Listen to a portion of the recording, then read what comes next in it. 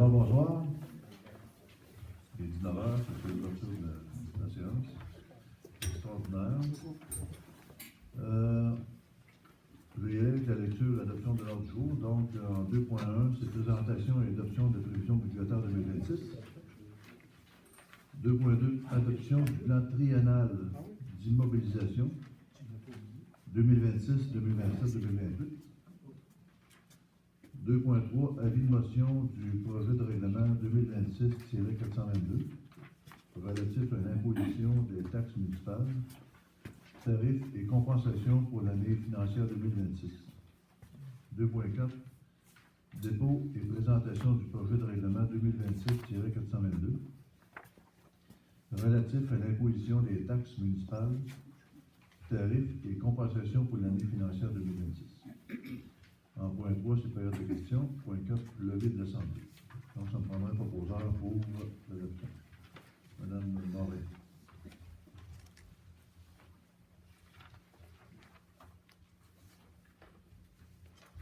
OK. Fait qu'on va y aller avec la présentation et l'adoption des prévisions budgétaires. Ça va être M. Jean-Jacques Paradis qui va faire ça. Un monsieur très compétent. Puis, je voudrais vous dire que, avec le nouveau conseil, évidemment, c'est notre premier budget. Donc, notre premier budget, on ramasse les chiffres qui étaient là. Fait qu'on se fait un premier budget 2026. Puis, il y en a 3 autres qui s'en viennent. 27, 28, 29. Donc, ça a travaillé très fort. J'avoue que c'était des gens que je ne connaissais pas beaucoup, évidemment. Puis, j'ai appris à les connaître. Puis, c'est des gens qui sont très, très dédiés à la municipalité, ça je peux le confirmer. Puis, en espérant que ce soir, ça va être un budget qui va quand même être satisfaisant. C'est sûr que ça ne peut pas satisfaire tout le monde, ça c'est impossible, c'est une impossibilité. Mais par contre, je pense que le budget respecte les revenus et les dépenses. Point. Ça fait qu'on va y aller, M. Paradis.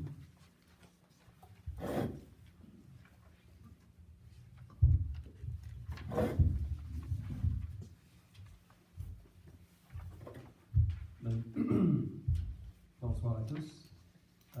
Évidemment, l'exercice budgétaire, c'est toujours un défi. Il y a un peu de chiffres. On va essayer de rendre ça intéressant. Mon objectif, c'est de passer à travers certains éléments. Là, mais par contre, c'est sûr que vous avez eu un document d'avance qui servait d'information. Ce document-là a été distribué dans un objectif de vous aider à voir où on s'en allait, voir aussi quelle était la situation financière de la municipalité. On va passer à travers un certain niveau, donc on ne rentrera pas dans le détail. Par contre, c'est certain que nous, on est ici dans un objectif de respect et de transparence. Si vous avez des questions, si vous avez des éléments à amener, ça va me faire plaisir d'y répondre. Comme Marcel a dit, pour la très grande majorité, c'est un premier budget.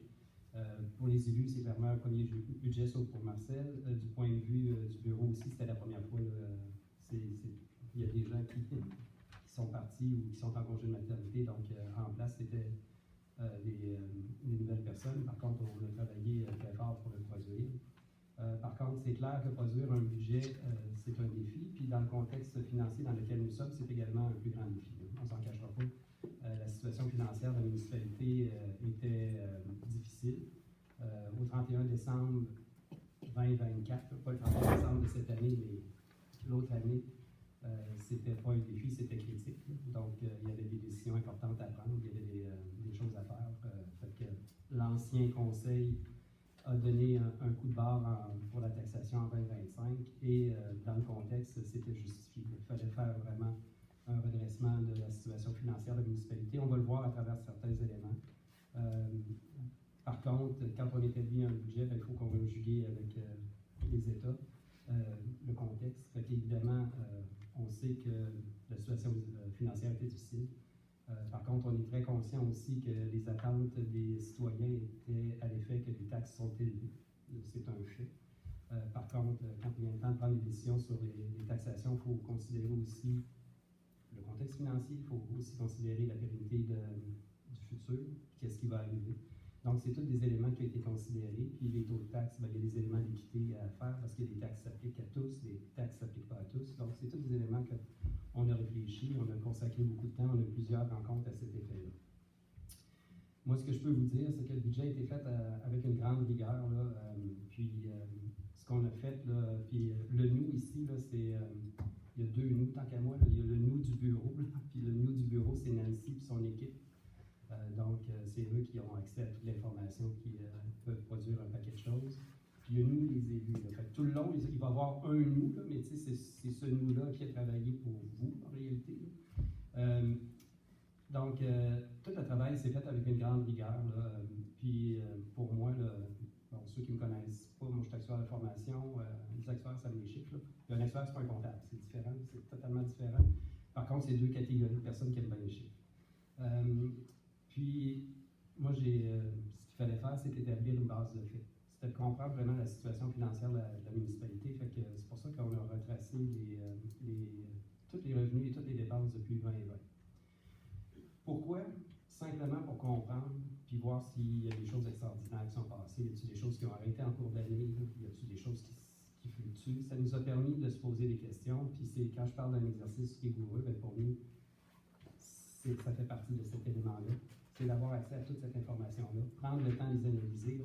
C'est plusieurs centaines de lignes de code dans un fichier Excel là, à analyser puis à considérer, et ça a été fait. Pourquoi on travaille sur le réel, c'est-à-dire les vrais résultats par rapport à un budget? Un budget, c'est un estimé. Par contre, on peut se tromper. Puis l'exemple que je peux vous donner, là, si en 2020, on avait toutes 100 pièces d'épicerie, puis on l'a tout augmenté de 3% par année, ben, en 2026, on aurait peut-être à peu près 120 pièces. Mais acheter la même affaire en 2026, ça coûte bien plus que 120 pièces. Donc, en travaillant avec le réel, ça nous permet de voir quel était le coût réel des opérations de la municipalité, comment les comptes ont évolué. Fait que ça nous a permis là, de prendre de faire un constat juste de la situation. Puis pour moi, c'était vraiment important. L'autre élément qu'on a considéré, c'est la prudence. On a parlé qu'on était dans un premier budget. Quand on est dans un premier budget, il faut être prudent parce qu'on est moins à l'aise avec l'information. Puis les décisions qu'on les prend, évidemment, quand on prend une décision personnelle, on peut prendre tout le risque que l'on veut.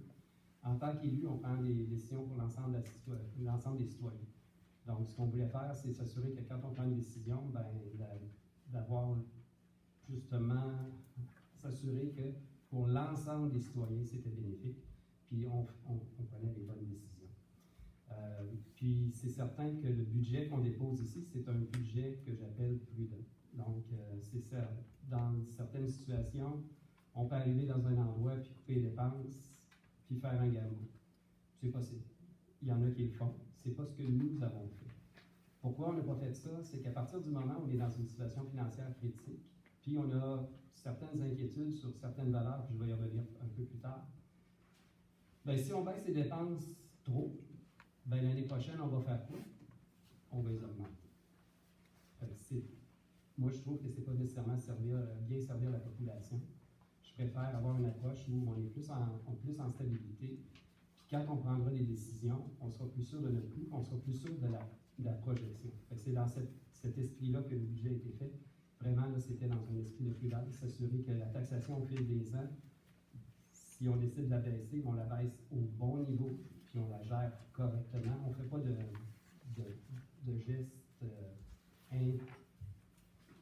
gestes qui pourraient s'avérer problématiques, parce que finalement, on dit une chose, l'année prochaine, on est obligé de faire autre chose, puis ça, pour moi, c'est grave. L'autre élément qui est important pour moi dans un budget, c'est que, puis c'est vrai pour nous, c'est vrai pour tout le monde, c'est d'avoir une marge de manœuvre.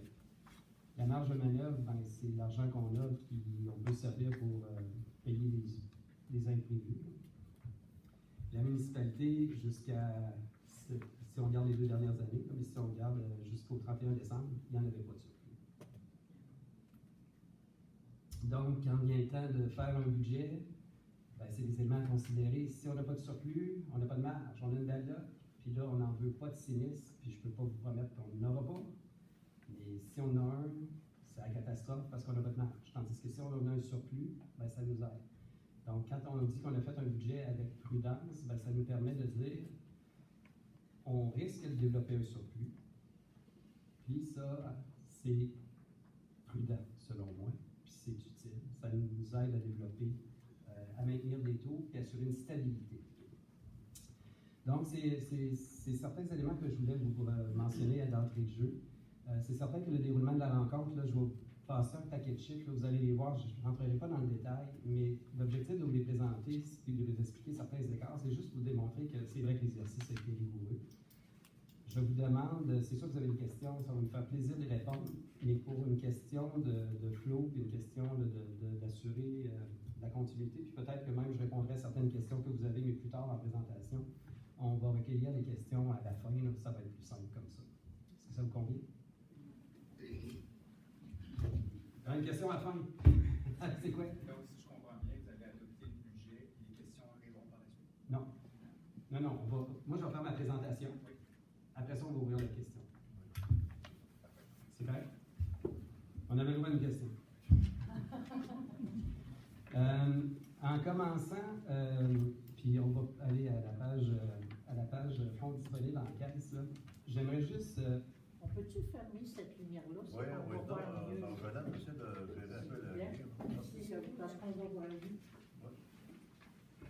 Si.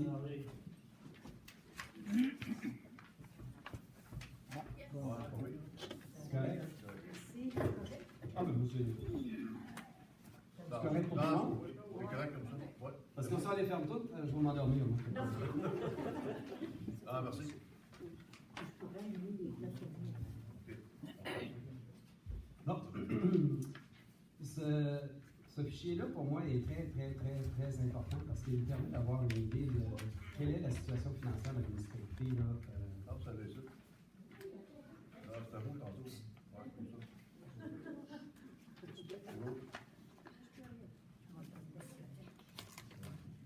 on touche pas à rien.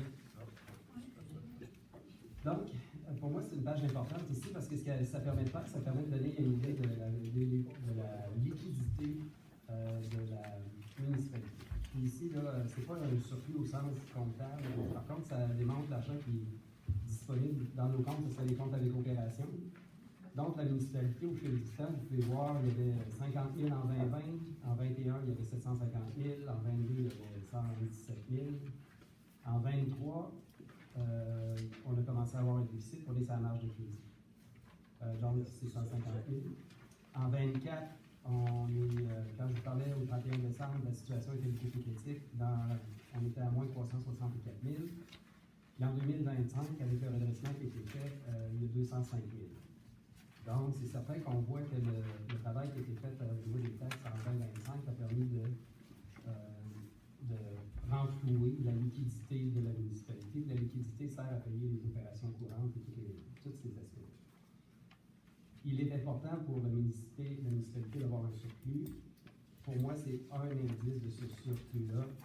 Nous avons fait des validations auprès des auditeurs. Les auditeurs, là, la note est au bas. Pour eux, les liquidités aux états financiers seraient de 348 000.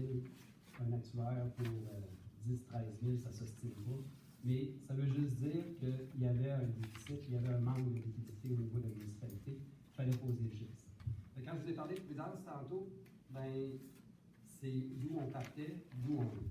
Là, c'est le fun, on se dit on a 204 000, il faut qu'on est riche. Ben, pas tant que ça. Pourquoi? Parce que le 204 000, il est déjà affecté en plus que 100%. Ça veut dire quoi affecté? Ça veut dire qu'on a des dépenses qu'on va faire cette année, mais qui sont payées dans ce montant-là. Il faut refaire le ponceau Verret. Donc, on a fait une estimation pour le ponceau Verret. Le coût est 90 000. On a reçu un litige, un montant de litige. Ça, on l'a reçu cette année, c'est correct.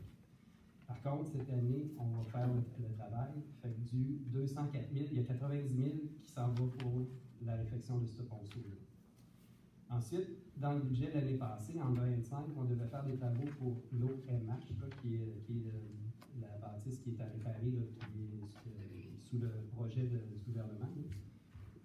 Cette dépense-là n'a pas été effectuée. En 2025, on a eu le revenu, mais on n'a pas eu la dépense. Ça veut dire qu'elle reste dans nos comptes, puis le 58 400, on va le faire cette année. Donc, c'est un surplus qui est affecté. L'année passée, ils ont créé mais on avait tous une taxe à payer pour le camion de pompier. Donc, on mettait un montant chaque année, puis ce montant-là va servir à financer le camion de pompier. c'est 62 568. Donc, ce montant-là également est dans le surplus pour quelque chose de vraiment ciblé. Là. Fait que, si je fais l'addition de ces trois éléments-là, j'arrive à 210 968. Ce que ça veut dire, c'est que nous avons dans notre compte 204 000. Nous devrions au moins avoir 210 000 dans le sens que c'est l'argent qui est disponible parce qu'on va l'utiliser en partie, sauf pour le camion de pompier qui n'a pas de dépense cette année, qu'on va le garder. Et pour les autres, on va les réaliser cette année.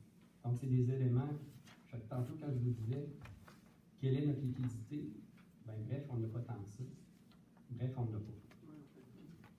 Fait que ça, c'est un premier élément là, que je voulais amener. L'autre élément que je voulais parler avec vous aussi, c'était quand on fait le travail au conseil municipal de novembre, c'était le premier conseil, il y a eu un dépôt d'un document qui est des projections pour 2025. Je vais revenir sur le tableau. Ça, c'était grosso modo le tableau là, qui avait été déposé dans le document des citoyens, mais je vais revenir tout à l'heure. Mais en bas, au centre, c'est marqué surplus 892 000. Fait que là, c'est le fun. Ben, les gens vont dire on a fait 892 000 de profit cette année. C'est en partie, il y a un bout où il y a un enjeu. C'est pas le surplus qu'on va avoir réellement, dans le sens que il y a 211 000 qu'on a vu tantôt qui est affecté pour des éléments, les trois éléments, les camions de pompiers, le Palanceau Verrette, et puis le troisième qui est c'est le fun de vous écouter. Après ça, l'autre aussi, c'est quand on a, les comptables ont fait les états financiers en 23 puis en 24, puis ont devancé les subventions, on les a eu cette année. Donc, c'est l'argent qui a été anticipé et qu'on reçoit cette année. Et aussi, ça ne tient pas compte dans le 892 du 350 du départ que je vous ai montré tout à l'heure. Fait que bref, oui, cette année, l'année passée, 2025, a été une bonne année. C'était une année de redressement. C'était une année qui était nécessaire. Ça, pour moi, c'est un given. Par contre, où on se place exactement dans la situation financière, nous avons fait des projections, on arrive à, pour moi, un bon indicateur, puis on est tous du même avis, c'est l'encaisse plus la marge de crédit. Par contre, les vrais chiffres, là, ils vont sortir aux états financiers des comptables. Fait que les comptables vont passer, vont nous auditer. Comme à chaque année, les états financiers vont être refaits. Puis avec les comptables, on va voir exactement la vue validée, auditée. Puis là, à ce moment-là, on sera vraiment sécure quelle est la position financière de la municipalité, comment on se positionne, comment on peut prendre des décisions. Quand je vous parlais de prudence, c'est ça aussi qu'on a considéré. C'est qu'on a des estimés. Par contre, on préfère attendre un peu avant de poser des gestes et avoir des informations comptables. Donc, ça, c'était les éléments que je voulais vous partager. Maintenant, ici, dans ce tableau-là, je vais revenir, je suis sûr que je l'ai oublié. Bon. Là, je vais passer certains documents. Par contre, on a eu des commentaires de gens à la suite du dépôt qu'on a fait sur le site web du dépôt du document de mardi. Premièrement, je remercie ceux qui ont fait les commentaires. Pour moi, ça démontre que les gens ont un intérêt, puis deux, ça les aide. Moi, je pense du principe qu'à la gang, on est bien meilleur que tout seul. Fait que ça nous aide à être plus ciblés. Ben, c'est pas moi, c'est lui. Tu veux savoir plus mes épaules? On a besoin de la manette. Comment ça marche?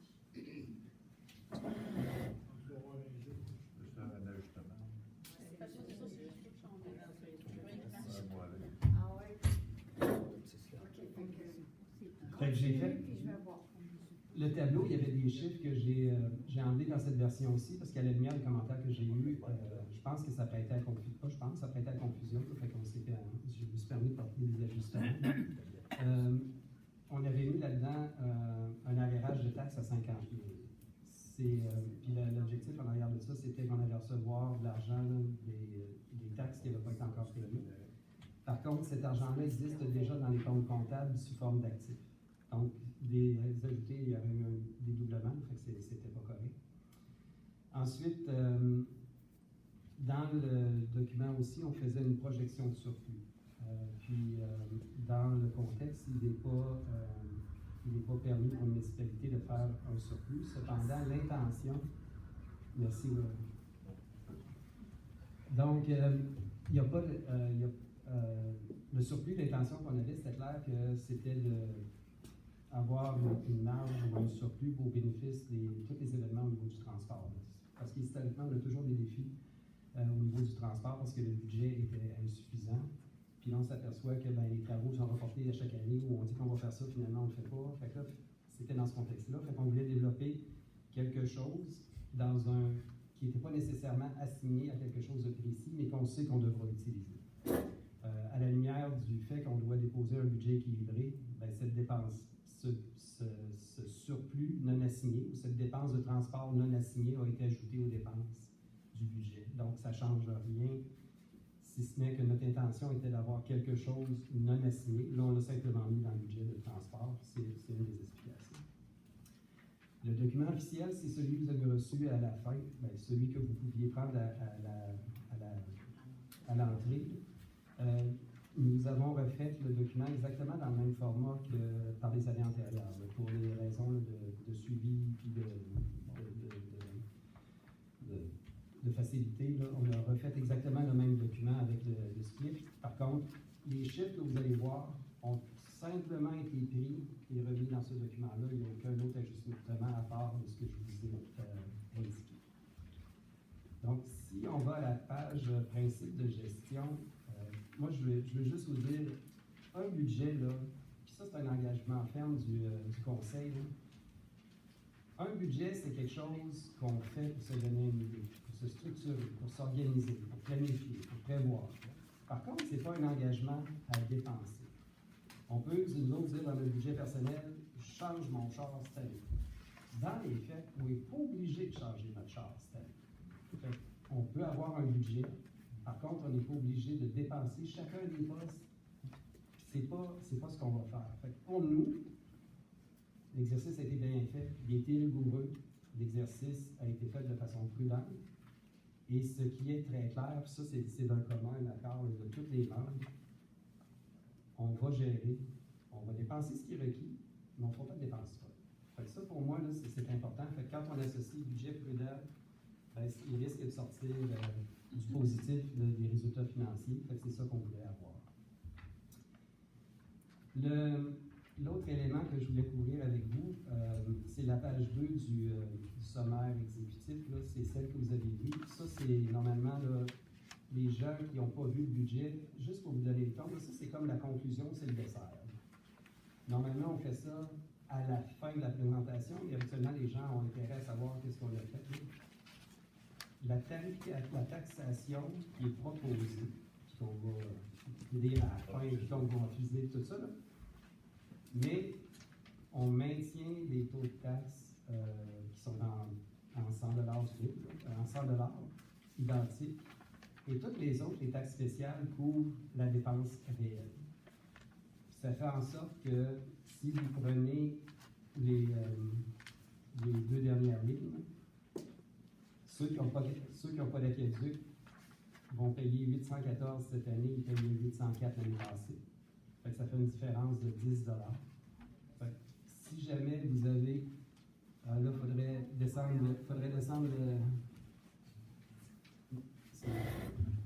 l'écran, la toile. La toile baisse pas.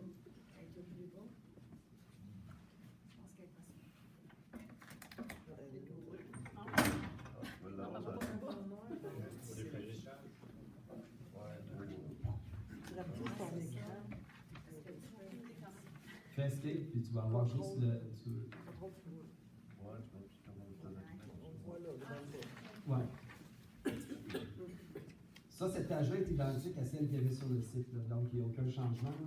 Mais le point ici, c'est que, étant donné que les valeurs foncières ne changent pas, les valeurs de nos maisons ne changent pas, à moins qu'il y ait eu des modifications, cette partie de cette taxe-là ne modifie pas. Et celles qui sont des taxes spéciales, s'il n'y a pas d'aqueduc, il y a une hausse de 10 $. Ceux qui ont un aqueduc, il y a une hausse de 70 $. On va les détailler, là, mais c'est juste pour vous donner le ton, là, parce que si jamais les gens veulent, souvent les gens veulent avoir la conclusion avant toute l'histoire, là, mais c'est ça la proposition là, qui a été faite. Si on prend maintenant le programme triennal d'immobilisation, le programme triennal d'immobilisation a été fait dans un objectif où on est les nouveaux élus. Il y a un paquet de décisions importantes à prendre pour 2027, 2026, 2027 et 2028. Donc, ce sont pour les 3 prochaines années. C'est certain que le focus que nous avons eu, c'est le focus 2026. Nous autres, on s'est dit, on va donner une idée sur 2026. C'est cette année, c'est des actions qu'on peut prendre, puis qu'est-ce qu'on fait, puis on veut se sécuriser là-dessus.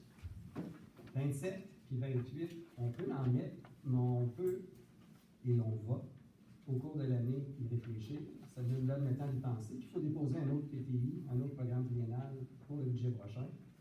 Fait que là, on va avoir une vraie vue 3 ans à la lumière des démarches et des analyses que l'on fait et des opportunités que l'on a. C'est certain que l'objectif ou le focus qu'on doit avoir ce soir, c'est 26. Les autres années, ont été plus, ont été, en toute honnêteté, n'ont pas été regardées avec un très grand niveau de détail. C'est vraiment ce qu'on a fait. L'autre élément, c'est qu'il y a beaucoup de ces dépenses-là au plan d'investissement qui sont... La dépense est réduite par les subventions. C'est certain que la subvention devient importante parce que si on n'a pas la subvention, on paye 100% du coût. À ce moment-là, nous, on va reconsidérer la dépense si jamais il n'y a pas de subvention. Parce que la valeur de ce qu'on a mis là, c'est selon une subvention. Si on n'a pas la valeur qu'on avait estimée, il faut se re-questionner. Tantôt, quand je vous disais, c'est pas parce qu'une dépense est là où on est obligé de la faire, c'est dans ce sens-là. C'est de dire, on va se questionner. Si on regarde en détail qu'est-ce qui a été fait, si on regarde certains éléments du plan triennal, au niveau de l'administration générale, il y avait un plan de communication et une affiche électronique qui avait déjà été discuté. Là, on l'a remis cette année avec une subvention. Encore une fois, on va voir si on la reçoit. Au niveau de la sécurité publique, il y a le camion de pompier. De ce que je comprends, le camion de pompier, à chaque année, est validé, vérifié, testé. Tant qu'il passe, il est correct. Par contre, là, on va étudier quelles sont les opportunités face à un camion de pompier. Il est envisagé d'en acheter un nouveau, fair. Par contre, il y a peut-être possibilité de regarder celui qu'on a, puis là, je vais dire changer les pneus puis mettre de la couleur, mais c'est probablement plus que ça. Là, mais qu'est-ce qu'on peut faire avec le camion actuel? On est capable de remettre à niveau, ça nous coûte-tu quoi? Ou sinon, on va attendre qu'il brise. Mais quand je vous dis qu'on va analyser les affaires en 2026, ça, pour moi, c'est un exemple parfait.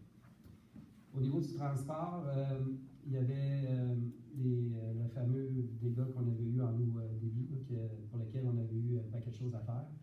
Il y en a qui font partie de la subvention, d'autres qui ne le font pas. Donc, les premiers éléments, là, travaux suite au sinistre, là, le 90 000 qui est là, lui est fait au niveau là, de travaux qui avaient été identifiés dans un des rapports là, qui est la firme, c'était Aqua Ingénium qui avait identifié là, des rehaussements ou des renforcements qui devaient être faits.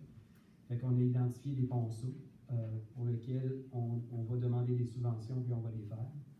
Tandis que le deuxième, qui est travaux sinistres NSP, lui, il fait partie de débit. Donc, c'est 3 ponceaux très spécifiques là, pour lesquels on a la subvention est encore ouverte.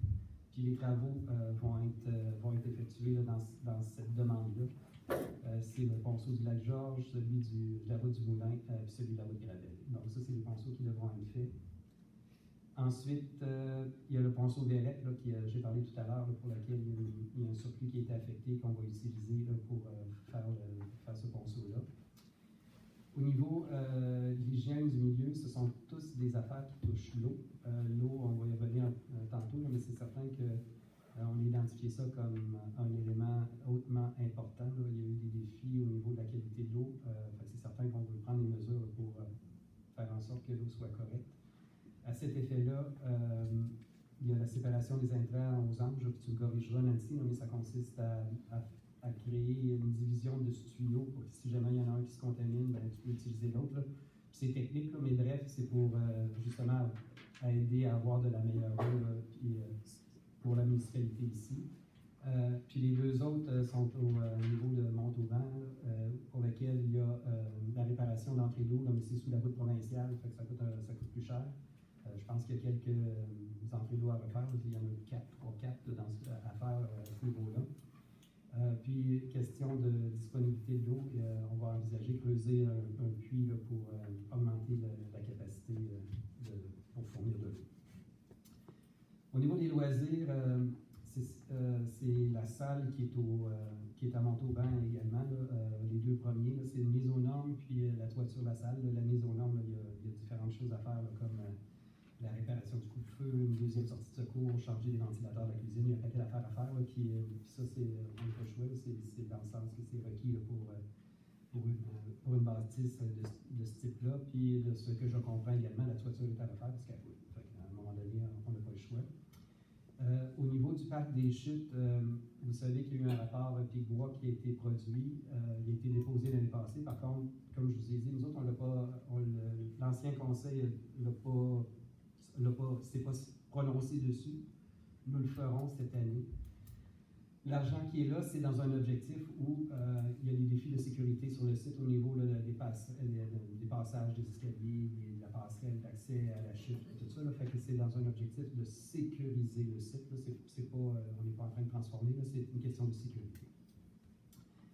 Et l'aménagement du stationnement de la coop, c'est juste là, puis dans ce coin-là. Puis il y a présentement, il y a une possibilité qu'il y a de l'asphalter avec une subvention. Ça, pour moi, c'est un exemple parfait. Pas de subvention, c'est sûr qu'on le fait pas. C'est clair, c'est plus que clair. Fait que ça, c'est voici. Fait que là, c'est l'information du PTI. Le PTI est important parce que tantôt, je vous ai parlé qu'on avait regardé tous les revenus et les dépenses qui étaient dans les comptes comptables. Bien, ça, le temps triennal, ça s'ajoute. C'est des choses qui sont additionnelles. Fait qu'il fallait se faire une idée sur le temps triennal. Si on va rentrer dans les chiffres, je vais essayer de vous faire ça le plus gentil possible puis le plus rapide possible parce qu'on peut se perdre dans le chiffre. Mais c'est juste pour vous donner une idée là, de qu'est-ce que ça représente. Je voulais vous fournir les revenus depuis 2020. Vous avez l'évolution des revenus. Si vous regardez, je ne suis pas bon dans les plans, mais saumon, le volet saumon, c'est certain que vous voyez qu'il y a eu des hausses importantes à partir de 23, 24 et 25. Ça, c'est clair que ça nous a tout affecté. Quand on dit que les taxes ont augmenté, c'est certain que les taxes ont augmenté parce que les deux premières colonnes, c'est clairement ce qu'on paye directement. C'est les taxes foncières, les taxes spéciales, les taxes d'aqueduc, c'est tous ces éléments-là. La partie en bleu, c'est d'autres revenus qui viennent d'ailleurs, mais la première, c'est clair que ça, c'est nous qui l'avons payé. Si on regarde au niveau du budget, je vous ai dit que le taux en pourcentage n'augmentait pas, puis on voit que ça augmente de 2,4 %. Mais c'est principalement à cause de l'augmentation de la valeur foncière. Si vous allez dans l'avant-dernière colonne, valeur foncière RFI, là, il y a 251 millions.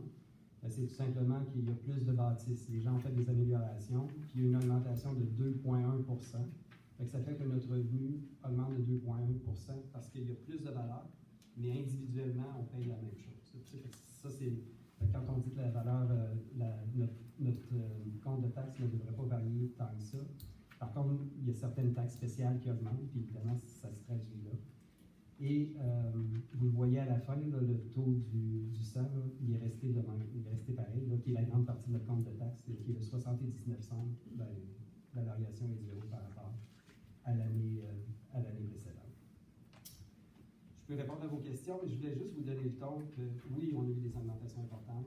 Par contre, vous voyez qu'en 2026, on a une augmentation de 2,4, principalement à cause de la valeur foncière. Au niveau des dépenses, encore une fois, on a mis l'ensemble des dépenses pour toutes les années. Si on fait le tour de ces dépenses-là, elles augmentent de façon linéaire de 9 points. C'est sur mon chiffre, je pense que c'est 9,3 % que j'avais mis. C'est ça. Donc, à partir de 2020 jusqu'à 2026, les dépenses augmenteraient de 9,3 % chaque année. Il y a eu des fluctuations, mais c'est quand même considérable. Pour 2026, vous voyez là, la hausse est de 7,8 %. Vous dites, c'est majeur. Par contre, il y a certaines dépenses qui n'ont pas été effectuées cette année. Et quand on compare les réels, ça fait une hausse plus importante. Par contre, si on compare au budget qui a été prévu pour cette année, il y a une variation de 1 %.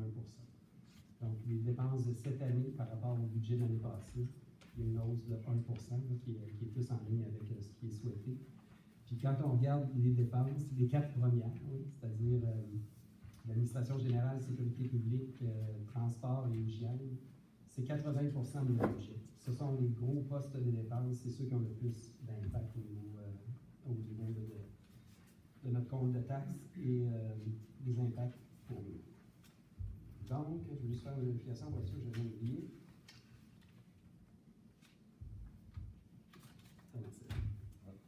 Après ça, au niveau du...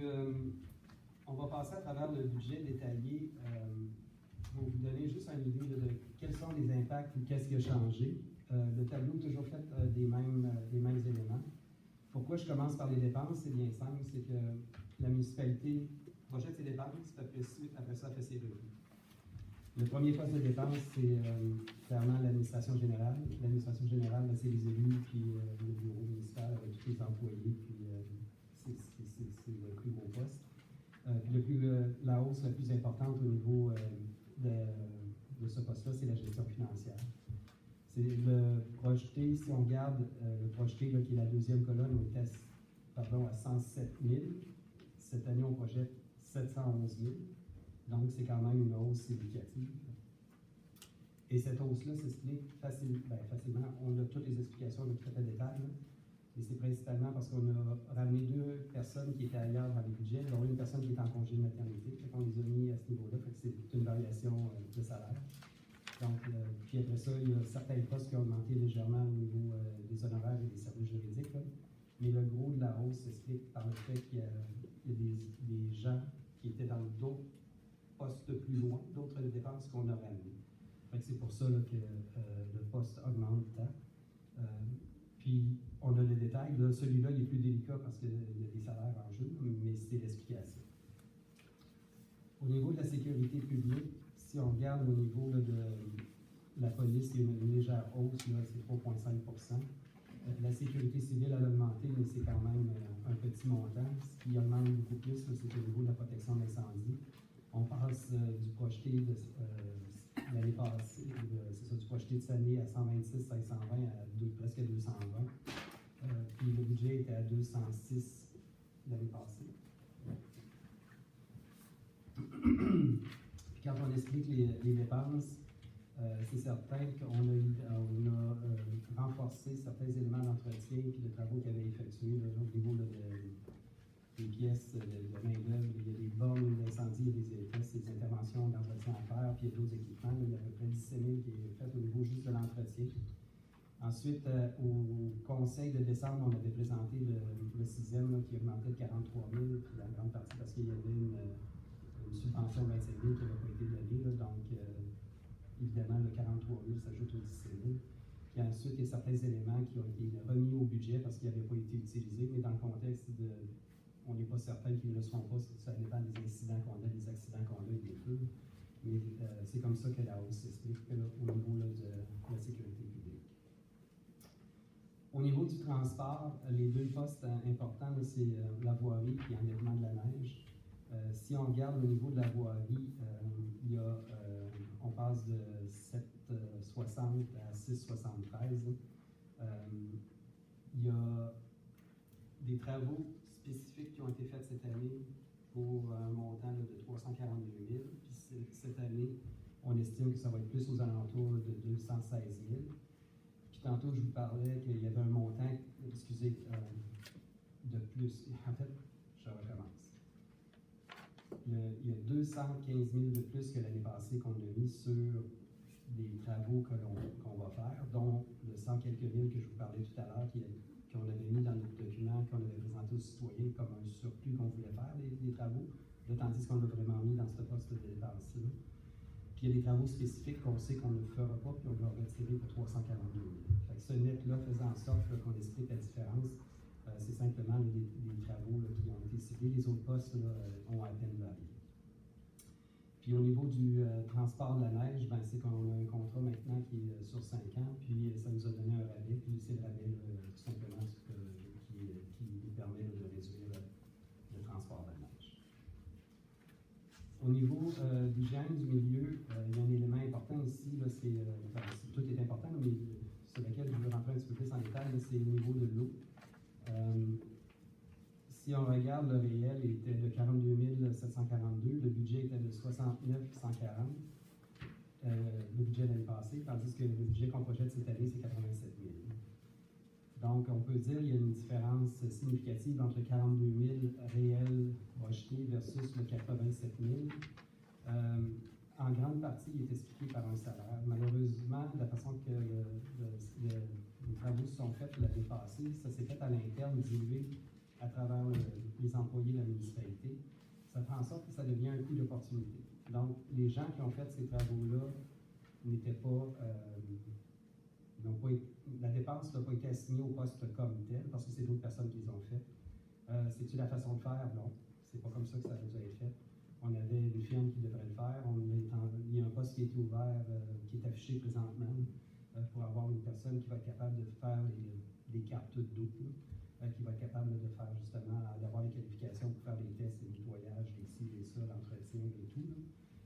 Fait que la grande partie de l'écart entre le réel de l'année passée et le budget de cette année, c'est justement cet écart salarial-là, cet écart de coût d'opportunité, parce que pendant que la personne faisait ça, elle faisait pas d'autre chose. Fait qu'on a perdu de la productivité ailleurs au sein de la municipalité. Et aussi, nous avons ajouté un nettoyage du réservoir des Anges qui va se faire, puis c'est un coût additionnel de 12 000. Par contre, la dépense est financée, la dépense va être payée complètement, c'est-à-dire qu'on va payer 12 000 cette année. On a la soumission, les travaux vont se faire au printemps, parce qu'il faut attendre que ce soit plus gelé, il faut attendre que le climat le permette. Ça va se faire quand la température va le permettre le plus tôt possible. Par contre, le financement, sachant que le nettoyage se fait aux 3 ans, le financement se fait sur 3 ans. Donc, le 12 000, on met 4 000 à chaque année. Fait que les gens qui payent l'aqueduc, ça fait en sorte que leur taux va être stable. Ils n'auront pas un 12 000 une année, 0 2 années. On le nivelle de telle sorte que le taux de taxe va être plus... moi, ce que je préfère, puisque je pense que les gens préfèrent, c'est d'avoir des taux nivelés, justement pour faire en sorte qu'il n'y ait pas de fluctuation aux 2 ans ou aux 3 ans. Par contre, si on compare si on se compare au budget, le budget était de 61 000, puis le budget de l'année passée était 61 000, puis la dépense, le budget cette année, c'est 87 000. Et là, il n'y avait pas le même enjeu salarial, parce que le budget, lui, il prévoyait le salaire. En fait, c'est vraiment le nettoyage du bassin là, de 12 000 qui explique la différence. Il y avait quelques affaires au niveau de l'entretien, mais le gros de la dépense, c'est les 12 000. Donc ça, c'est vraiment au niveau de l'eau, puis c'est ça qui fait la plus grosse différence au niveau là, des taxes spéciales. C'est celle qui augmente le plus dans le tableau qu'on a parlé de tous les deux. Au niveau là, des égouts, des bouts, il y a une petite variation de 10 000. Il y a quelqu'un qui a quitté son frais, là, puis ça a permis de libérer, là, mais il n'y a rien de majeur à expliquer. Et au niveau des matières résiduelles, on achète un conteneur, puis l'enfouissement des rebuts secs a augmenté significativement. Là, ça a passé de 2 000 à 10 000. Là, fait qu'on a tout le compte, là, fait que ça fait une vingtaine de mille de différence. C'est ça qui explique l'écart. Je sais que je vais vite, là, mais on va répondre aux questions. Puis je pense pas que vous voulez que je rentre dans le détail de tout, là, mais c'est juste pour vous démontrer qu'on a fait quand même une analyse détaillée. Au niveau de l'autre tableau, au niveau des dépenses autres, au niveau de santé et bien-être, c'est très facile. On a parlé de l'OMH. L'année passée, on avait fait, je vous ai dit, on avait prévu un revenu et une dépense. On ne l'a pas fait. On l'a mis dans un surplus affecté. Cette année, malheureusement, le coût du projet augmente significativement. Cette année, au niveau de la dépense, on met ce qu'on avait mis l'année passée plus la dépense additionnelle. Fait que ça augmente de 60 000 de plus. Fait que c'est juste l'OMH qui explique la différence. Au niveau de l'aménagement, il y a un enjeu, il y a un écart au niveau des salaires. Il y avait une personne qui était en congé de maternité qui était là. Fait que quand je vous avais dit qu'on a pris les salaires d'une place, on les a mis ailleurs. Donc, il y a une personne qui est partie d'ici, qui est allée dans le poste d'administration générale. Et après ça, il y a eu d'autres ajustements salariaux, mais les gros des ajustements est à ce niveau-là. Ensuite, on a eu une réduction, ils ont eu une dépense plus grande cette année au niveau d'un des postes là, qui est au niveau de la MRC, là, fait que ça réduit. Là, sinon, c'est quelques milliers de dollars à différents endroits. Là. Mais il n'y avait rien de significatif. Là, c'est principalement des enjeux salariaux. Petite gorgée d'eau.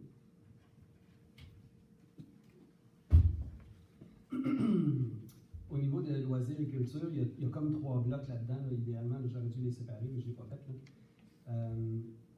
Il y a l'aréna et la bibliothèque et la coop.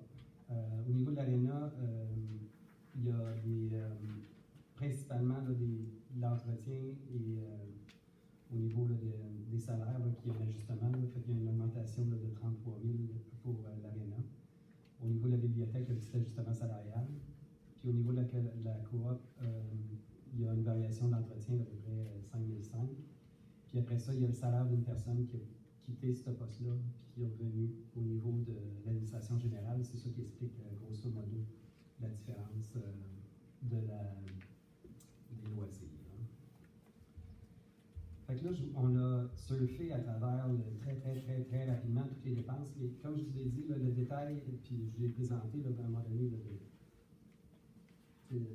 Nancy et moi, on a présenté beaucoup de chiffres aux équipes. Là, on expliquait les écarts, on leur disait voici comment c'était fait, voici quels étaient les impacts. Là. Fait qu'on a tout détaillé les éléments. Fait que ça nous donne quand même un bon degré là, de compréhension du budget.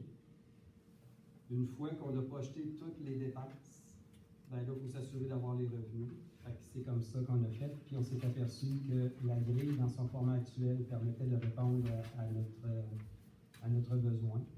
Donc, ce qu'on a fait, là, c'est qu'on s'est aperçu qu'en maintenant les taux de taxes, ceux qui sont exprimés en 100 $, ben, ça permettait de générer le revenu adéquat. Puis toutes les taxes spéciales, on est venu les remettre, dans la plupart du cas, on est venu les remettre selon la dépense réelle. Puis c'est pour ça que dans le tableau que je vous ai montré initialement, il y avait certains ajustements. Pour la majorité, c'est des hausses. Puis c'est comme ça que ça a été fait.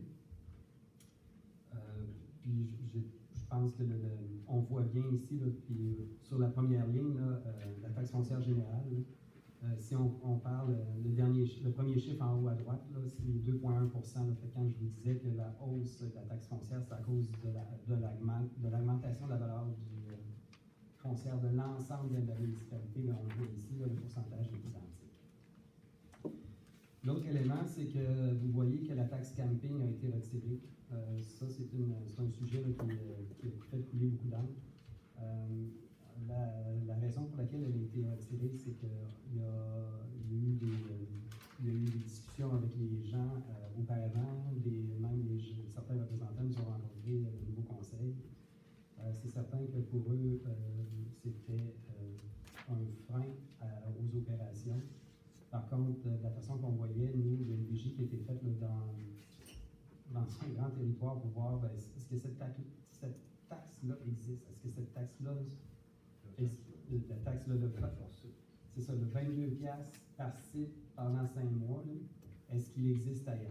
Puis, parce qu'on sait que les campings payent une taxe. C'est pas qu'ils ne payent pas de taxe, là, c'est qu'ils payaient une taxe additionnelle. À partir du moment que dans la vigie, on ne voyait pas ce constat-là, on trouvait qu'il y avait un écart, il y avait un aspect de compétition qui rentre en jeu par rapport aux autres campings. Donc, c'est pour ça qu'elle a été retirée. C'est certain que plus on a d'argent, mieux on est, là, mais des fois, il faut faire des trade-offs. Fait que ça, c'est un trade-off qui a été fait. La raison, c'est qu'on était unique à avoir une telle taxe. Dans le grand secteur, puis en tout cas, il semblerait qu'au Québec, mais en tout cas, on n'a pas été jusque-là, mais c'est certain que dans le grand secteur, il n'y avait pas d'autres taxes du genre, selon la vigie qui a été faite.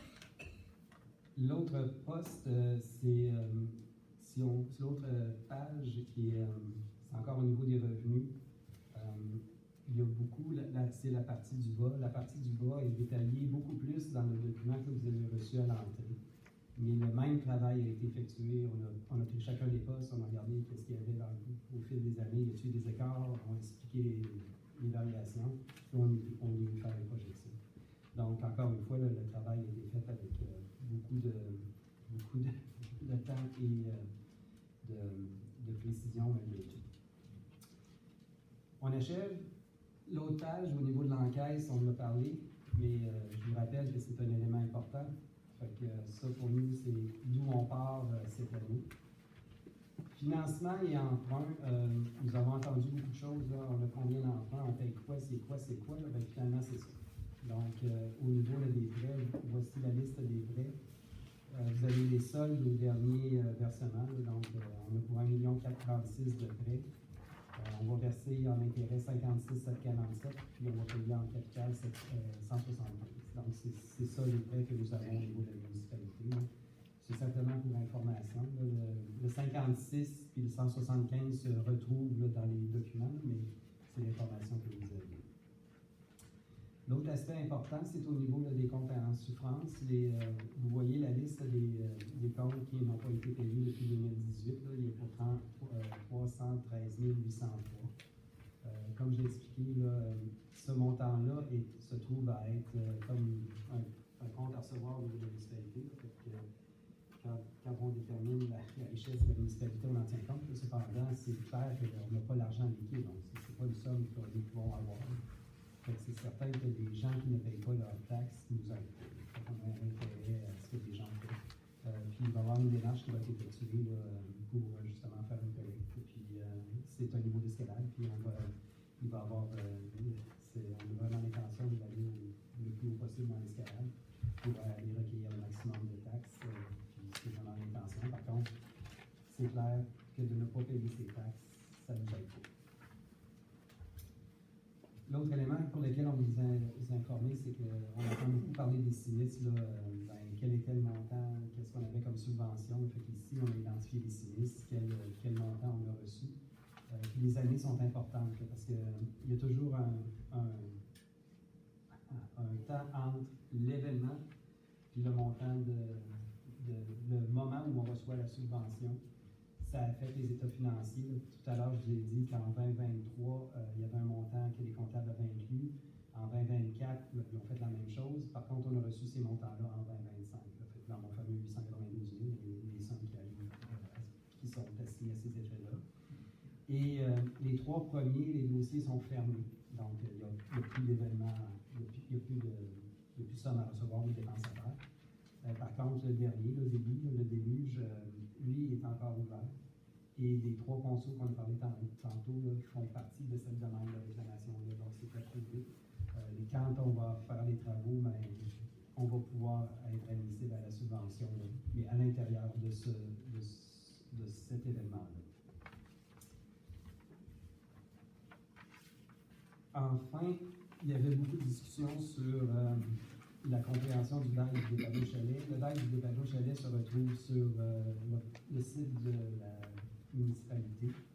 Le conseil précédent a procédé au renouvellement du DAI. Le DAI a été renouvelé, je pense que c'est au printemps, le 1er mai. Puis le prochain renouvellement est en 2030. Et nous, les élus, on a été nommés en novembre 25 et on va en élection en novembre 29. Donc, c'est certain que nous, on ne peut rien faire avec ce bail-là, c'est ce qui a été fait. La façon que le bail a été bâti, il y a un frais de location. À l'inverse, la municipalité paie des frais pour des services qui sont rendus au dépannage Chalet. Fait que ça fait qu'au net, ben, on reçoit 200 $ à l'année. Puis, il n'y a rien d'information confidentielle, l'information est sur le site. L'autre élément là, qui a été fait, c'est le contrat de déneigement là, qui a été entendu. Cette année, ça permettait d'avoir une économie de 65 000. Par contre, le contrat a été fait pour 5 ans. Encore une fois, les élus, cette fois-ci, ne pourront pas renégocier ou faire quoi que ce soit. Lui, il est établi pour 5 ans. Donc, ça fait l'ensemble. Je pense qu'il n'y a plus de rien. C'est ça. Donc, là, on pourrait aller à ma fameuse page bleue. C'est moi ce que j'appelle la page bleue parce qu'en Excel, elle est bleue.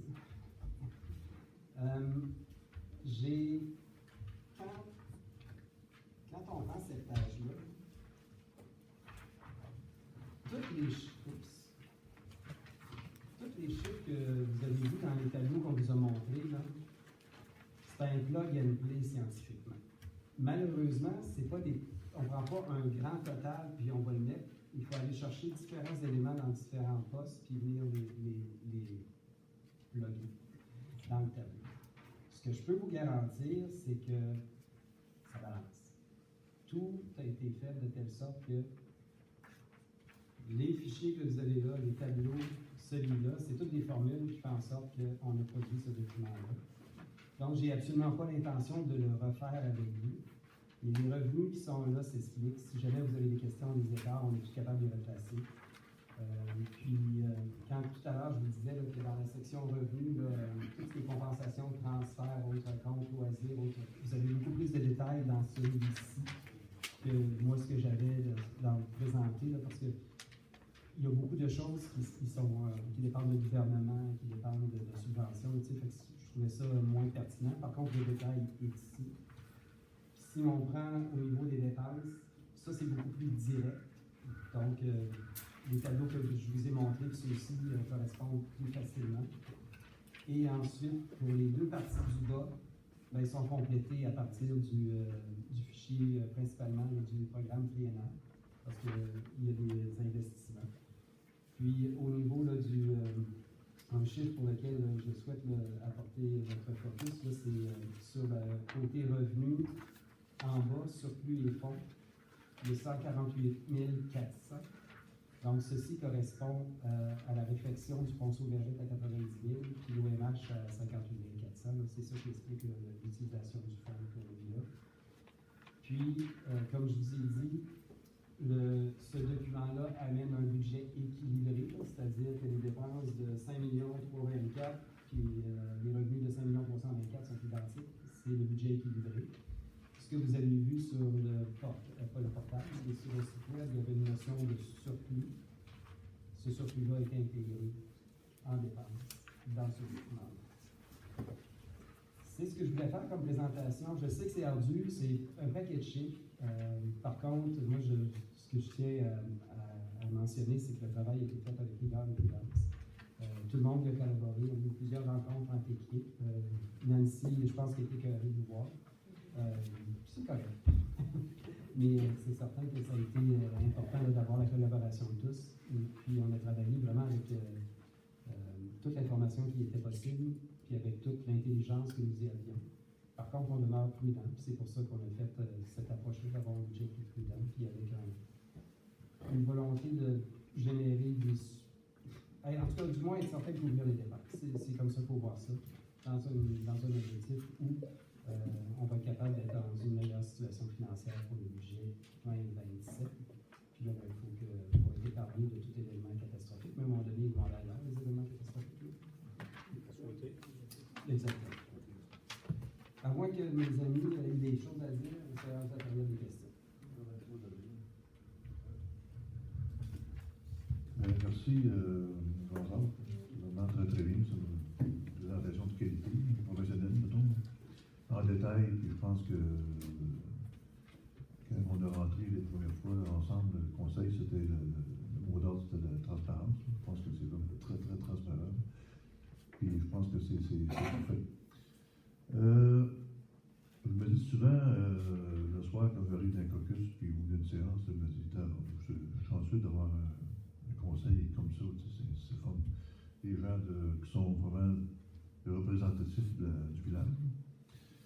Mais en fait, c'est pas une chance pour tout. En fait, c'est vous qui avez voté pour eux autres. Puis, félicitations, parce que vous avez vraiment voté pour des gens qui sont compétents.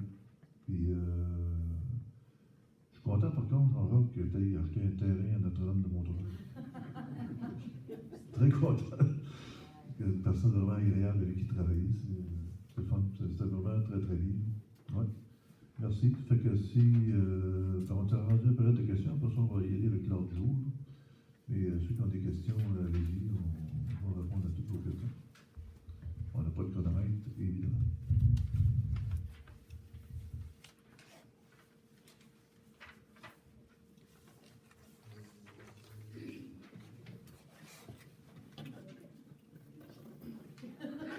On l'a appelé Martin, il faut.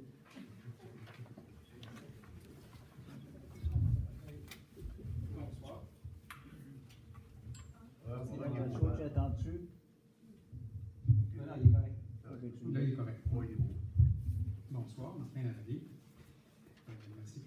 question, M. Paradis. Je vous ai soumis des commentaires, des questionnements suite à votre sommaire que vous avez projeté. Il y a certains points qui n'ont pas été élaborés. Est-ce que vous voulez y répondre? Est-ce que je dois poser des questions? Ben, pour le bénéfice, poser la question, vous y répondre. Oui, effectivement. On va commencer.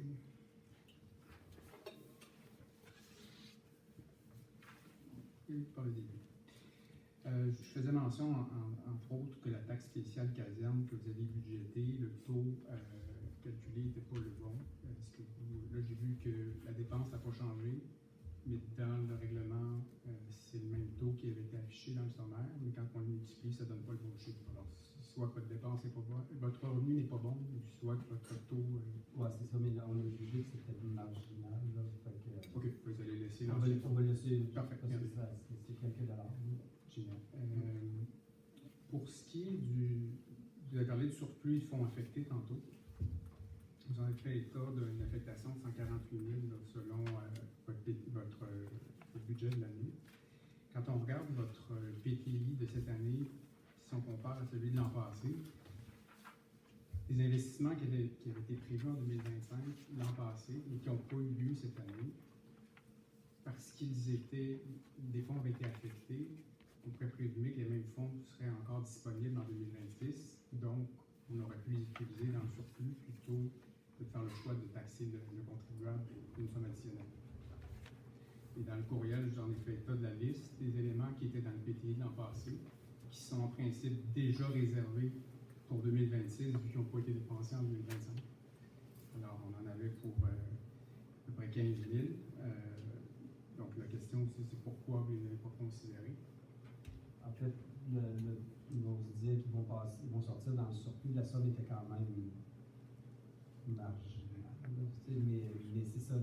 Ce qui est important de comprendre, c'est que la somme n'est pas perdue, n'est pas volée, et elle va tout simplement aller directement dans le surplus, puis elle se perd au lieu d'être affectée. Fait que la décision, c'est de la laisser aller dans le surplus. OK. Parce que vous avez fait état tantôt que les comptes à recevoir sont à un seuil alarmant, surtout considérant 2025. Là, présentement, pour les gens dans la salle, ils allaient avoir la même facture que l'an passé. Oui. Donc, si on n'a pas été capable de payer en 2025, ils ne seront pas plus capables en 2026. Donc, est-ce qu'on comprend d'une certaine façon que la somme qui va s'accumuler ne règle pas en soi le fait qu'on dépense probablement trop par rapport à nos moyens? Et donc, est-ce qu'on aggrave le problème utilement? Parce que là, ce ne sera plus 200, 300 000 qu'on va avoir en compte à recevoir, ça va être 500 000. Puis on sait que le processus de récupérer ces sommes-là, c'est lourd, c'est fastidieux, c'est coûteux. L'année passée, le budget, il avait, je crois, mis 50 60 000 de coûts pour récupérer ces sommes-là non recouvertes. Donc, c'est bien beau de dire que le taux de taxation n'a pas augmenté cette année, mais si on n'est pas capable de se faire payer pour autant, l'an prochain, on pourrait le monter à 95 cents du 100 $. Ouais. Puis ceux qui sont capables de payer vont payer, mais les autres ne paieront pas plus. Alors... Je comprends le point. Puis, tu sais, le commentaire, pour avoir eu les commentaires des gens dans le processus électoral, c'est certain, puis je l'ai dit, là, puis on est tous du même avis, le taux de taxe était. Ça, c'est un fait. Corrige-moi, Nancy, mais les comptes à recevoir ont déjà été beaucoup plus hauts que ça cette année. Donc, on a remarqué, même récemment, qu'il y avait une baisse. Il y en a qui ont oublié qu'il y avait un 4e versement cette année. Donc, une fois qu'ils ont eu le rappel, il y a eu des paiements. Moi, je pense que la population veut avoir de la transparence, la population veut savoir que c'est bien géré, la population veut savoir veut le comprendre. Puis d'après moi, ça va. Il n'y aura pas le défi d'une augmentation significative des comptes à souffrance. Si jamais c'était le cas, c'est clair que nous avons un défi de gestion. Parce que les taux ne baisseront pas, il ne faut pas être naïf, là, mais les taux ne baisseront pas significativement, puis ils ne coûteront pas de 30-40%. Parce que faut juste en être conscient. On va travailler pour trouver des revenus additionnels, on va travailler pour contrôler, limiter les dépenses. Mais on est dans une situation critique, là, fait que c'est certain que ça va être suivi très rigoureusement. Puis nous, notre engagement, c'est vraiment de s'assurer que les dépenses qui sont effectuées suivi des comptes en souffrance va faire suivi, va être au caucus régulièrement parce que ça, c'est une de mes qualités, c'est d'être achalant. C'est quand il y a le temps de faire le suivi des comptes comptables avec des extractions, c'est facile, on est capable de voir comment ça va. Fait que, on va les suivre, mais il serait malheureux que ce que vous indiquiez se produise parce que ça me donnerait un défi dans le futur. Il y a un gros montant que c'est seulement un compte. Ben, c'est ça, tout à l'heure, c'est ça. Il y en a un qui c'est un commerce, puis Au-dessus de 100 000. Pour lequel les parties s'en ajoutent un autre, l'autre 100 000 cette année, effectivement. par contre, ce n'est pas perdu. Si jamais il y avait une vente, on récupère, c'est la job du notaire au moment de la transaction de s'assurer que les taxes gouvernementales sont faites. Fait que lui est plus, à partir du moment où l'actif est plus grand que le compte de taxes, ben, il n'y a pas d'enjeu à ce niveau-là. Et concernant le coût de retirer les bouts et des fosses septiques, vous avez budgété des dépenses de 137 000 pour 2026 et les revenus sont de 110 000. La différence de 26 000, parce que je comprends que c'est à la charge de tous les citoyens. En fait, vous avez raison. La façon que ça a été fait, c'est que ce que nous avons mis comme bout, là, comme charge, c'est ce que Énergique charge, donc c'est les coûts réels. La différence se trouve à être. Fait que ça couvre la dépense comme telle. Par contre, les dépenses additionnelles sont payées à l'ensemble de toutes les taxes. Oui. Par contre, on va en prendre note et on va l'étudier pour le prochain budget, là, voir si on le laisse comme ça ou si on augmente le coût par la taxe spéciale. Et vous le saviez au début de l'exercice, parce qu'en 2025, c'est la même chose qui a été fait. Puis moi, pour en avoir parlé avec l'adjointe administrative, je lui ai mentionné, je lui ai dit, ce qui est sur mon compte de taxe, c'est pas ce qui est dans le règlement, c'est moins élevé. Puis compte tenu du budget, vous ne percevez pas assez. Alors, ce que ça a pour effet, c'est que quelqu'un qui a un terrain vert, ou des producteurs forestiers par exemple, se trouve à payer pour des fosses septiques, alors que dans les faits, ils n'en ont pas de fosses septiques. Puis on parle de 25 000, c'est une scène de taxe. Alors, c'est une scène de taxe qui n'est pas perçue auprès du bon citoyen. Et ça, ben, je l'ai remarqué. Et puis, je crois que ce sera quelque chose qui devrait être corrigé parce que, en quelque sorte, ça crée une forme d'iniquité envers les citoyens.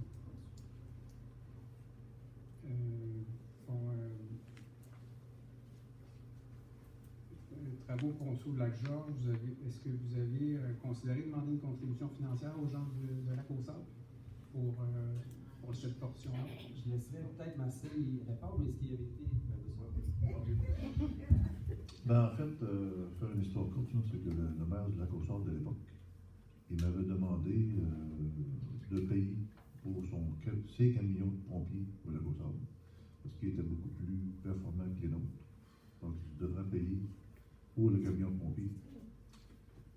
Ben, il a dit, oui, c'est une bonne idée, mais toi, tu vas payer pour le Lac-Georges, le ponceau de Lac-Georges, tu vas payer aussi pour l'entretien du chemin du Lac-Georges, et tu vas payer pour le pont du Lac-Tourmille qui s'en va au Lac-Brûlé.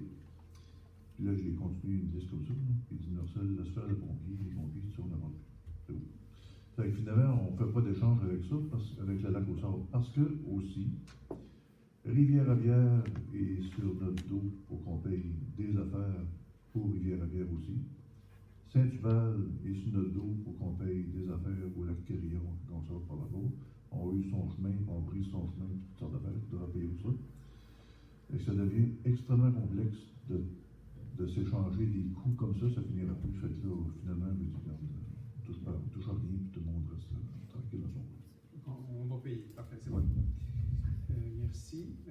ES Gold, il y a quelque chose dans les revenus de budgété en prévision des revenus générés par l'entente avec ES Gold? Ben, présentement, on a des revenus de loyer. 6 000 par an. Ouais, je vais demander à SGO de me faire une estimée entre septembre et décembre. Ils vont m'en revenir avec ça, mais c'est dur d'avoir une estimée parce que le prix de l'arbre et de l'argent et tous les métaux changent tout le temps, constamment. Il fait juste monter. Alors, les Ouais. chiffres seraient juste meilleurs. Oui, c'est ça, effectivement. Fait que là, oui, ils sont supposés me faire un estimé, mais je n'ai pas su l'estimer encore. Là. Mais oui, il va y avoir des revenus, parce qu'ils vont starter les opérations au mois d'août. Ça fait que septembre, octobre, novembre, décembre, on devrait avoir des revenus intéressants de loyer et de redevance. Et on parle d'à peu près combien? Vous dites si c'est intéressant, alors.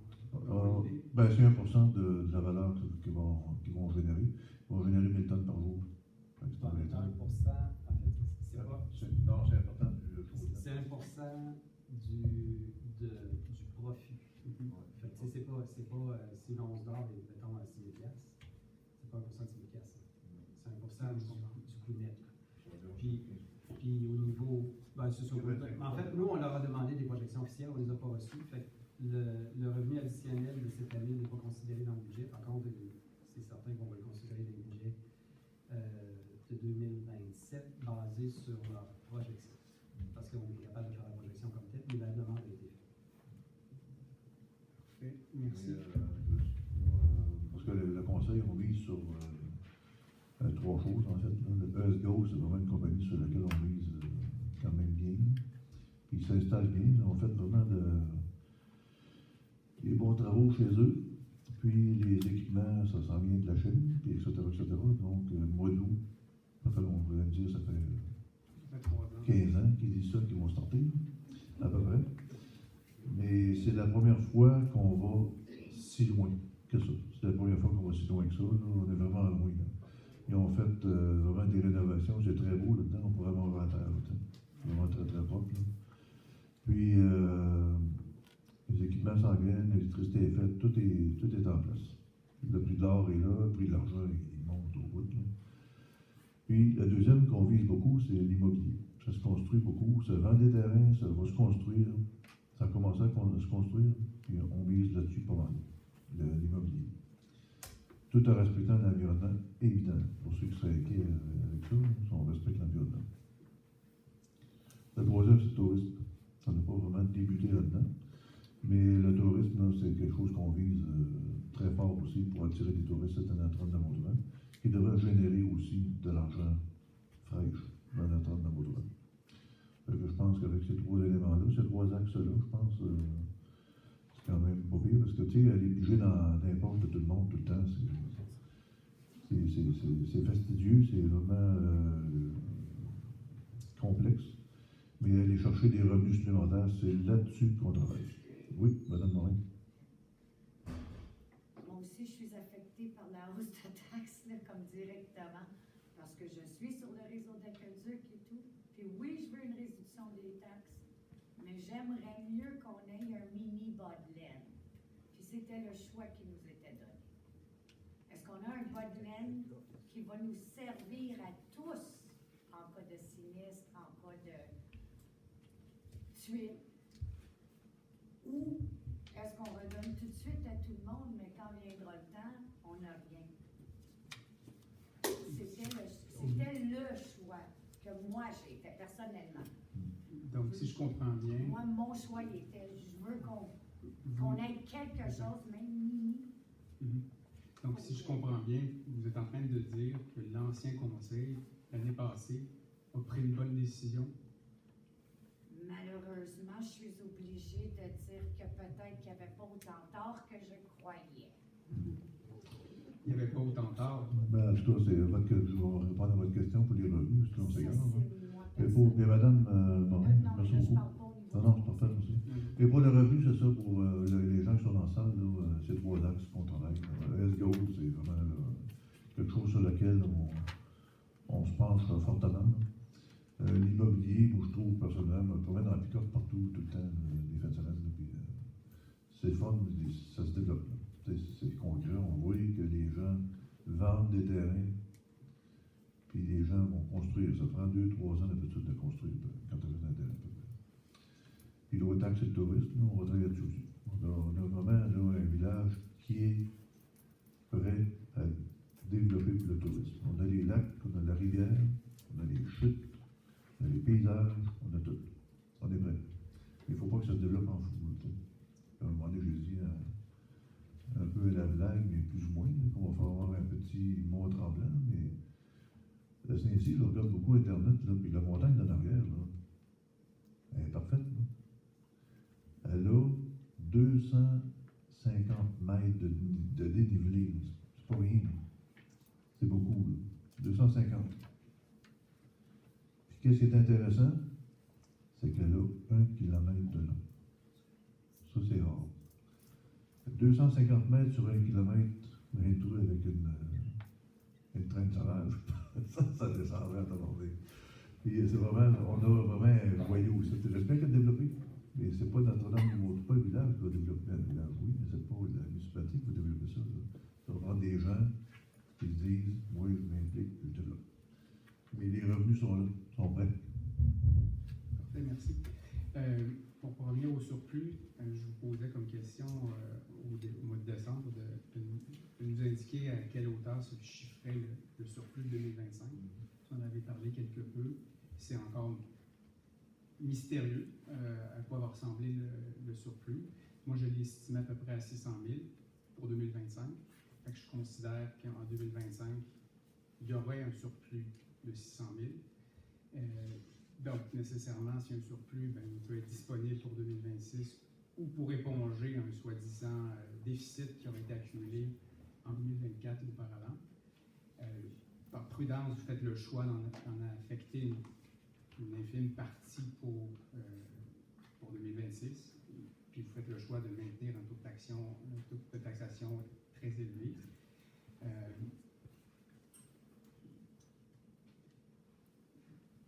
Donc, si je comprends bien, le surplus qui va être confirmé lorsque les vérificateurs vont confirmer les états financiers de l'année, vous aurez l'intention d'en réattribuer une partie aux citoyens ou vous allez garder ce 500 000 là de réserve pour le futur? Un des éléments qu'on veut établir, c'est quel est le niveau de surplus qui est requis. Puis il y a différentes options. Ça peut être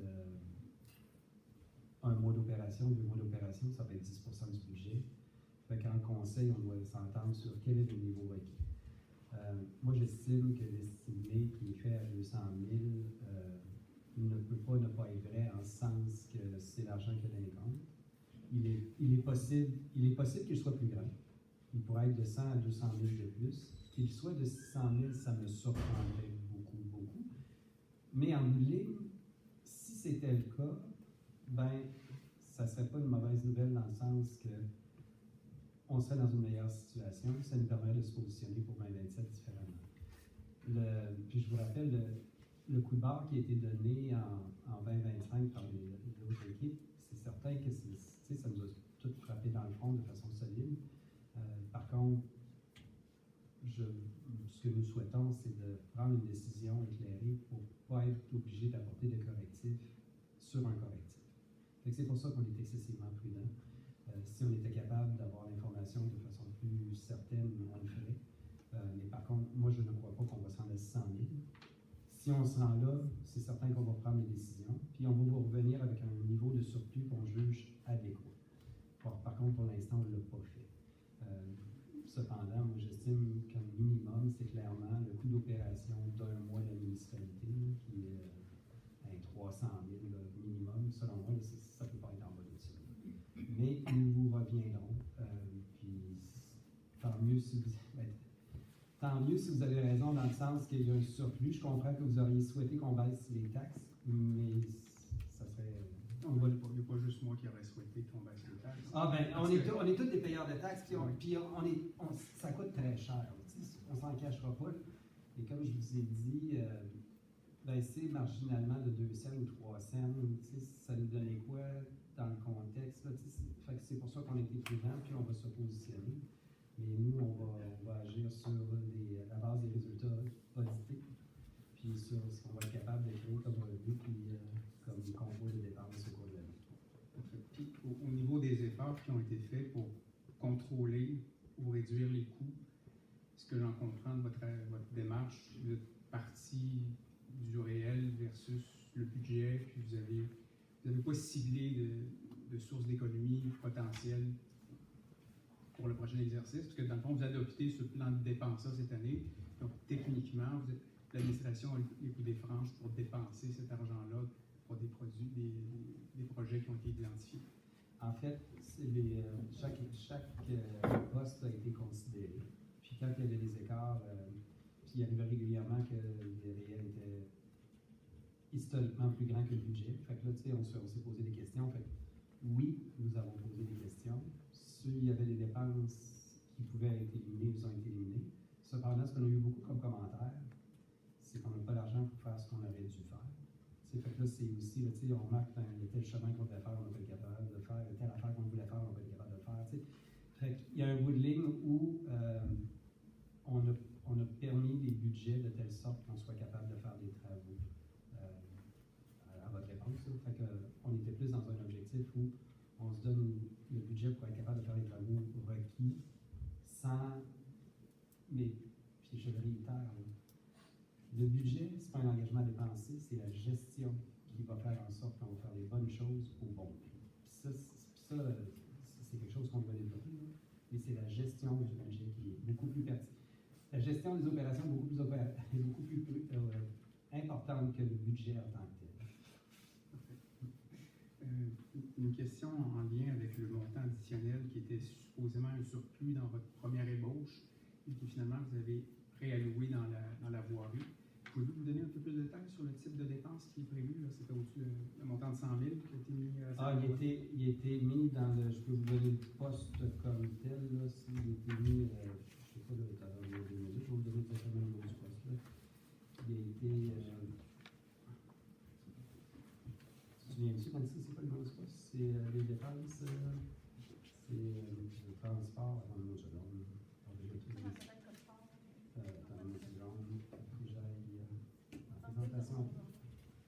Présentation antérieure, il faut que je mette ça plus haut, il faut que je mette les lunettes. Avez-vous une autre question pendant que je cherche? Oui. Il y avait une politique qui était en vigueur dans les dernières années sur les chemins privés. Est-ce qu'elle elle était considérée au budget cette année? En fait, c'est ça, c'est dans ce budget-ci, c'est Aziz. On a pris la décision, il y a eu des commentaires des citoyens, là, puis il y en a plusieurs là, qui ont fait des commentaires à cet effet-là. J'imagine que la plupart des gens sont au courant, mais certaines propriétés, pour y accéder, il faut utiliser des chemins privés qui sont de la propriété de propriétaires fonciers. Puis la municipalité a développé en 2023 une politique.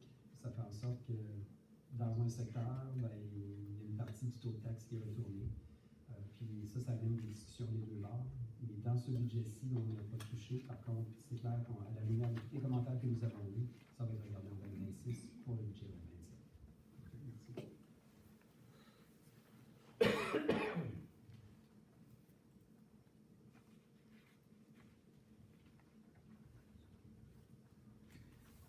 Sans doute des détails spécifiquement pour le montant dont on parlait tantôt. Ce que je comprends, c'est que c'est des dépenses qui vont être engagées dans la prochaine année. Il est dans un poste de dépenses. OK. Mais est-ce qu'on va tout faire des dépenses? Ça demande la gestion. Dernière question concernant dans les revenus taxe générale, foncière INR. Pouvez-vous m'expliquer le montant de 174 434 pour 2026? Expliquer? Oui. Autrement dit, je crois qu'ici, il y a une erreur de calcul de 116 000 qui fait en sorte que votre budget n'est pas équivalent. Vous avez prévu, foncière INR, vous avez prévu un revenu de 174 434. Oui. Mais dans les faits, c'est plus 58 145 qu'on aurait dû voir cette ligne-là. Ou expliquez-moi alors pourquoi on a 174 000 de revenus INR. Est-ce que c'est parce que de nouvelles entreprises se sont installées pour lesquelles je ne serais pas au courant sur le territoire? Parce que c'est une taxe additionnelle qui est facturée au commerce sur le territoire, qui est à 1,5 fois le taux général de taxation. Mais dans les faits ici, le montant. L'an passé, c'était budgété à 55 000. Oui, c'est ça. Mais moi, ce que je peux vous dire, c'est qu'il y a un écart significatif entre le réel et le budget. Oui. Mais dans les faits, c'est parce que l'erreur, ce qui est arrivé, c'est que quand les gens reçoivent un compte de taxe, effectivement, un commercial va se faire facturer 1,5 fois le taux de taxation. Ça va se retrouver dans vos postes comptables sur la ligne INR. Mais aux fins budgétaires, la façon dont votre chiffrier est fait, c'est que la foncière générale, vous prenez le RFU total fois le taux de taxe, et à l'INR, ce qui est inclus dans la foncière générale, ça l'inclut commercial aussi pour la part de 1. Dans l'INR, c'est 0,5 de plus. Donc, c'est pour ça que l'an passé, le budget est à 55 000, le réel est à plus à 170 000 à peu près. Alors, dans les faits, vous avez sous-évalué vos revenus 116 000. Donc, le budget ne balance pas. Mais pourquoi dans les comptes réels, à ce moment-là, le montant... Vérifier la ligne foncière générale, elle va être amputée de 176 000. Parce que dans les faits, sur la ligne comptable, les commerces n'apparaissent pas sur cette ligne-là, ils apparaissent sur la ligne INR. Parce qu'un commercial se fait taxer un taux INR, alors qu'un citoyen ou un tout autre contribuable est taxé sur la ligne foncière générale. Donc, c'est comme si, là, vous avez budgété 2,5 fois les taxes pour les commerciaux. il faudrait le vérifier. Je vous le confirme. Alors, c'est pas que votre budget Ouais, balance. mais c'est ça, mais c'est ça, mais il faut le vérifier, là, comme ça, on peut pas le... Mais c'est confirmé d'abord. Oui. Parfait, merci. En passant, c'est le 02 32 529 que où on a mis la dépense, là? Oui. 02? Bon, je sais. Bon, ben, c'est correct. Bonjour. Je suis Sylvie Grenier, je suis résidente permanente pour la George. Je fais juste une précision par rapport à la question de M. Lavallée. Je comprends que la politique sur l'entretien des chemins privés a été reconduite pour cette année. Ma question est, est-ce que vous avez gardé le même taux? Parce que dans la politique que j'ai vu plusieurs C'est le fois, 60 cents? en fait, c'était 20 du 60 sous du 100 $ d'évaluation. Ma question, c'est est-ce que c'est toujours le 20 de ce Oui. 60 sous-là du 100 $ d'évaluation? Oui. Oui. OK. Alors, ça, c'est pour cette année, pour 2026. Oui. Pour 2027, On va revoir la discussion à la lumière des commentaires des citoyens. je vous remercie.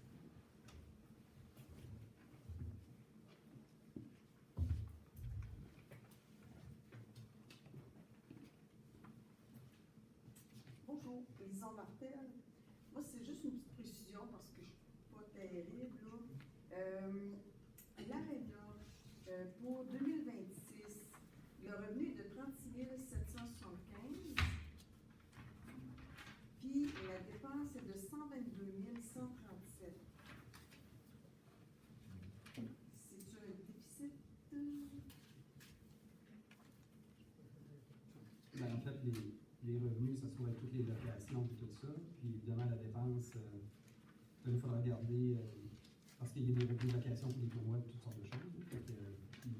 Fait que si on fait le net, oui, ça se trouve être un genre de déficit. Là, mais il y a peut-être d'autres comptes à considérer là, que ça. Mais c'est certain que si vous regardez les revenus de dépenses, il y a peut-être. Parce que je sais qu'il y a déjà eu beaucoup plus de tournois, plus de revenus. là. C'est certain qu'on a intérêt à créer de l'achalandage à l'aréna. Parce que plus il y a de l'achalandage, plus il y a de la création, de l'utilisation, tout ça. Fait que c'est certain que dans les pistes de solution, c'est de voir comment on est capable de créer de l'achalandage. OK. Parfait. C'est d'augmenter un peu le revenu, mais dans des petites communautés, c'est partout. Une aréna, c'est vraiment plus un service pour nous. OK. Merci. Je pense qu'on a fait le tour. Bon. Je voudrais féliciter encore une fois l'équipe. VMSI, de toute façon, on fait. Je voudrais avoir une fête d'applaudissements pour le travail qu'elle a fait.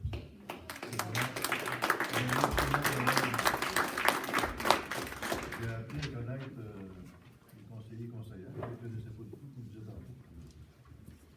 Agréablement. Ouais, Claude. On va rester ça.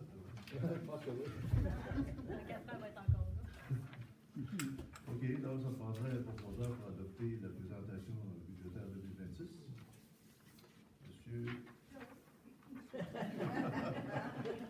Monsieur Dufour. Tout le monde est d'accord? Ouais. OK.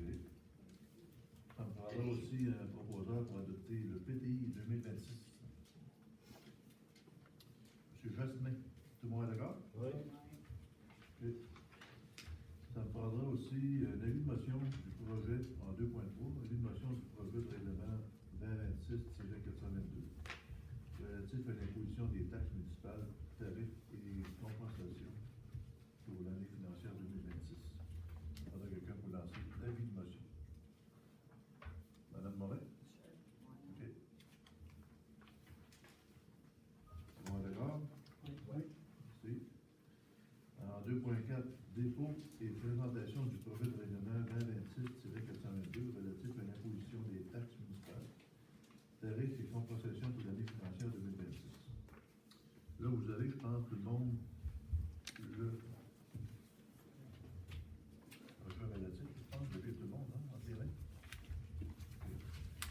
Fait que je vais en faire une lecture. Il y a certains bouts là, dans les tableaux, je vais poser tout ça. Je vais en faire une lecture intégrale.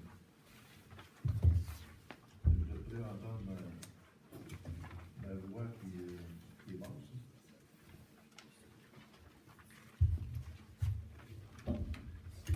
Allons-y. Considérant que la municipalité de Notre-Dame-de-Montauban est régie par les dispositions du Code municipal et les dispositions de la loi sur la fiscalité municipale, considérant que la municipalité de Notre-Dame-de-Montauban doit fixer les différents taux d'imposition pour les taxes et les différents tarifs et compensations pour certains biens, services ou activités afin de recueillir les deniers nécessaires pour pouvoir aux dépenses d'immobilisation, d'entretien et d'administration qu'entend effectuer la municipalité au cours de son année financière 2026. Considérant que le Conseil a adopté son budget pour l'exercice financier 2026 lors de la séance extraordinaire du 22 janvier 2026, considérant qu'un avis de motion a été donné au préalable, soit une séance extraordinaire de ce Conseil tenue le 22e jour de janvier 2026, et que le projet de règlement y a été présenté.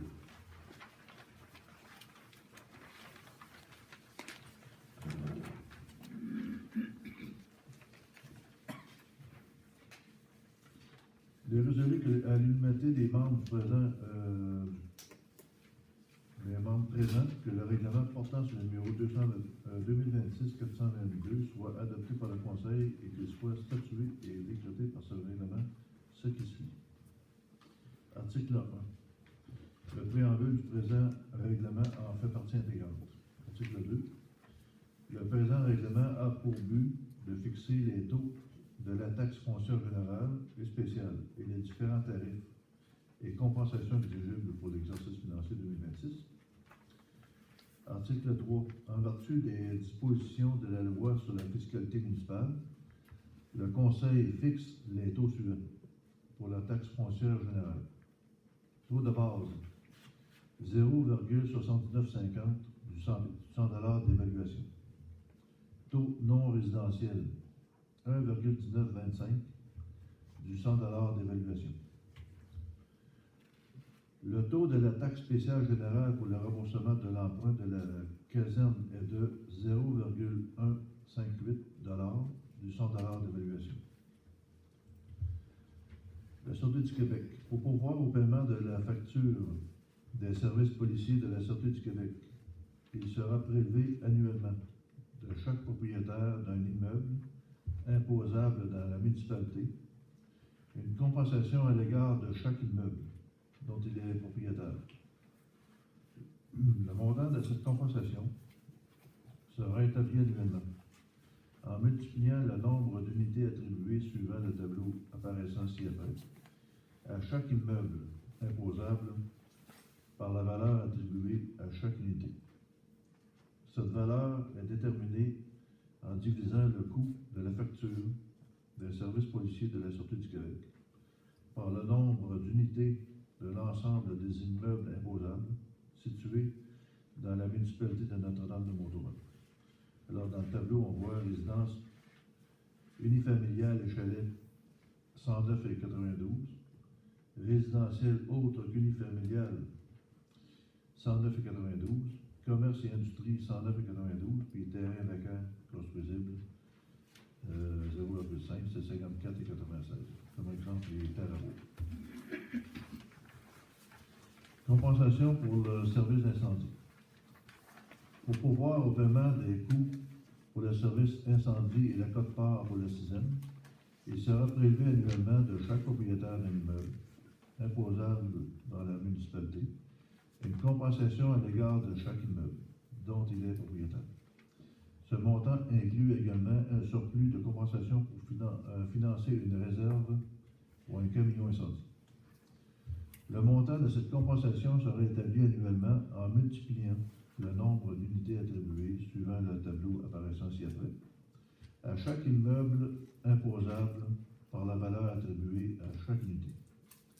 Cette valeur est déterminée en divisant le coût pour le service incendie, la quote-part pour le SISEM, ainsi que la contribution destinée au financement d'une réserve pour l'acquisition d'un camion d'incendie, par le nombre d'unités de l'ensemble des immeubles imposables situés dans la municipalité de Notre-Dame-de-Mautour.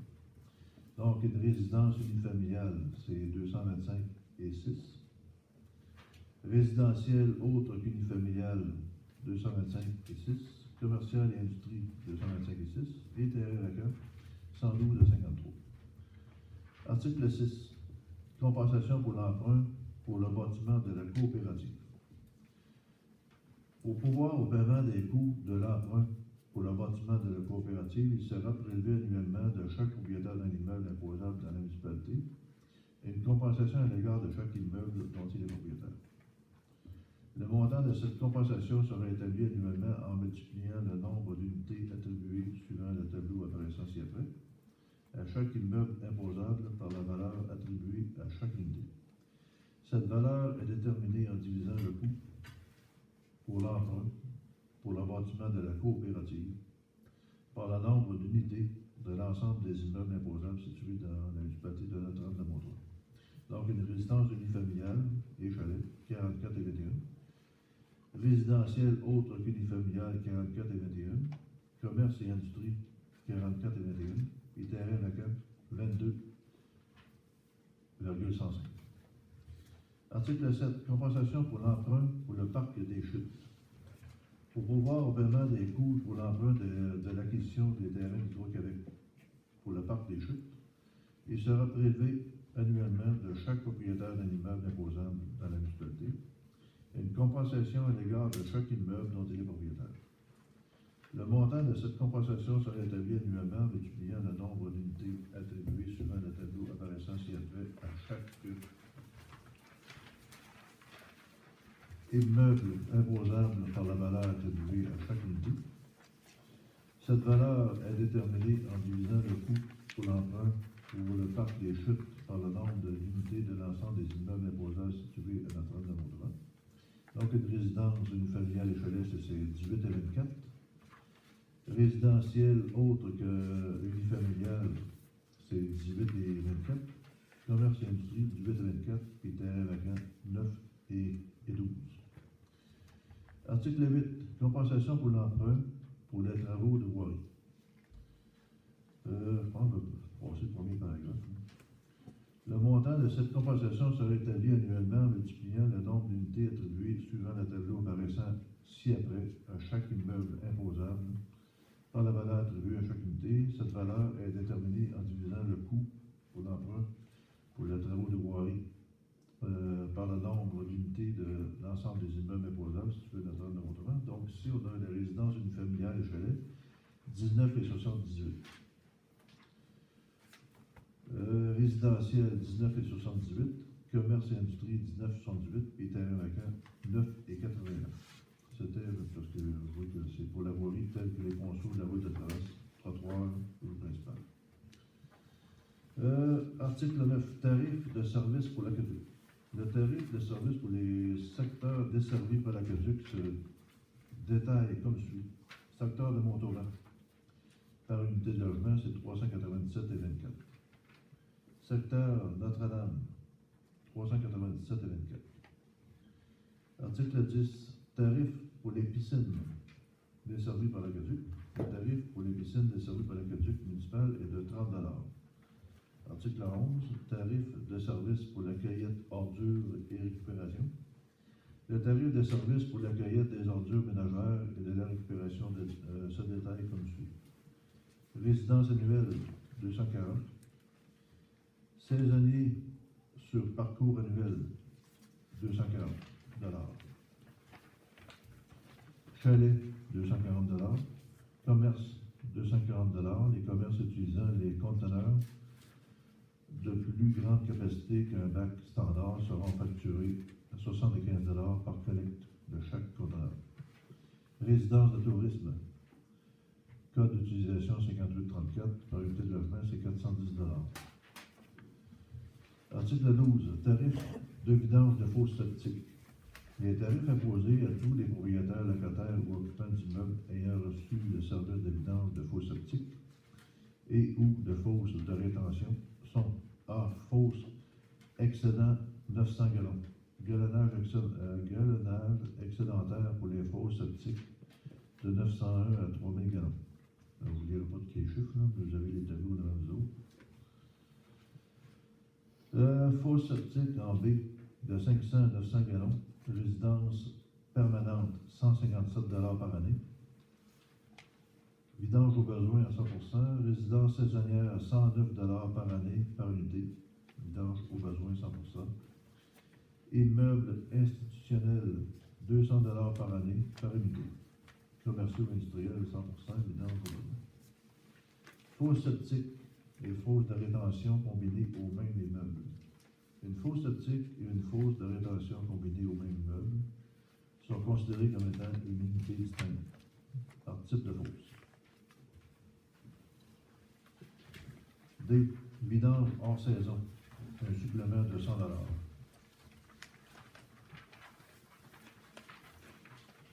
Accessibilité restreinte à bateau, supplément de 615 $. Accessibilité restreinte à une camionnette, supplément de 255 $. Modification de rendez-vous et couvercle vissé, supplément de 50 $. Déplacement inutile, frais de 100 $. Urgence non motivée, frais de 100 $. Article 13. Tarif pour l'entretien des fosses bionestes. Le tarif pour l'entretien des fosses bionestes se détaille comme suit. Secteur bas de la côte, 165 $. Article 14. Compensation pour les fosses et les puits. Les compensations accordées pour la mise aux normes des installations septiques sont les suivantes. Secteur haut de la côte, 534 $ par unité sur une période de 15 ans. 570 $ par unité sur une période de 15 ans. Ça, c'est le secteur haut de la côte. C'est quoi la différence entre les deux? 534 et 570? Non? Okay. Secteur bas de la côte, 540 par unité. Programme de réhabilitation de l'environnement pour la mise aux normes des installations septiques. Taux variable selon la dépense réelle. Programme de mise aux normes des installations de captage d'eau privée. Taux variable selon la dépense réelle. Article 15. Compensation pour le déneigement de certains secteurs. La compensation de secteur pour le déneigement se détaille comme suit. Lac 3000 et Lac Seigneur, 588 $ 79 pour ceux qui sont construits et 294 $ 39 pour ceux qui ne sont pas construits. Domaine Val des Anges, 580 et 37 pour ceux qui sont construits et 290 $ 19 pour les non construits. Lac Castor, 209 et 9 pour les construits, 104 et 55 pour les non construits. Lac Charest, 71 $ 48 pour les construits et 35 $ 74 pour les non construits. Article 16. Paiement par versement. Les taxes et tarifs municipaux doivent être payés en un versement unique. Toutefois, lorsque dans un compte, leur total est égal ou supérieur à 300 $, elles peuvent être payées au choix du débiteur, en un versement unique ou en 4 versements égaux. Article 17. Date de versement. la date ultime où peut être fait le versement unique ou le premier versement des taxes municipales est le 17 mars 2026. Le deuxième versement devient exigible le 17 mai 2026. Le troisième versement devient exigible le 17 juillet 2026. Et le quatrième versement le 17 septembre 2026. Article 18, intérêt sur les arriérages. Le taux d'intérêt applicable à l'égard de toute somme impayée à la municipalité est de 11% par an, avec une pénalité de 5% par an. Article 19, entrée en vigueur. Le présent règlement entrera en vigueur conformément à la loi. Article 20, amendement. Ce règlement amende tous les règlements antérieurs traitant du même sujet. Adopté Notre-Dame de Montauban. Ok,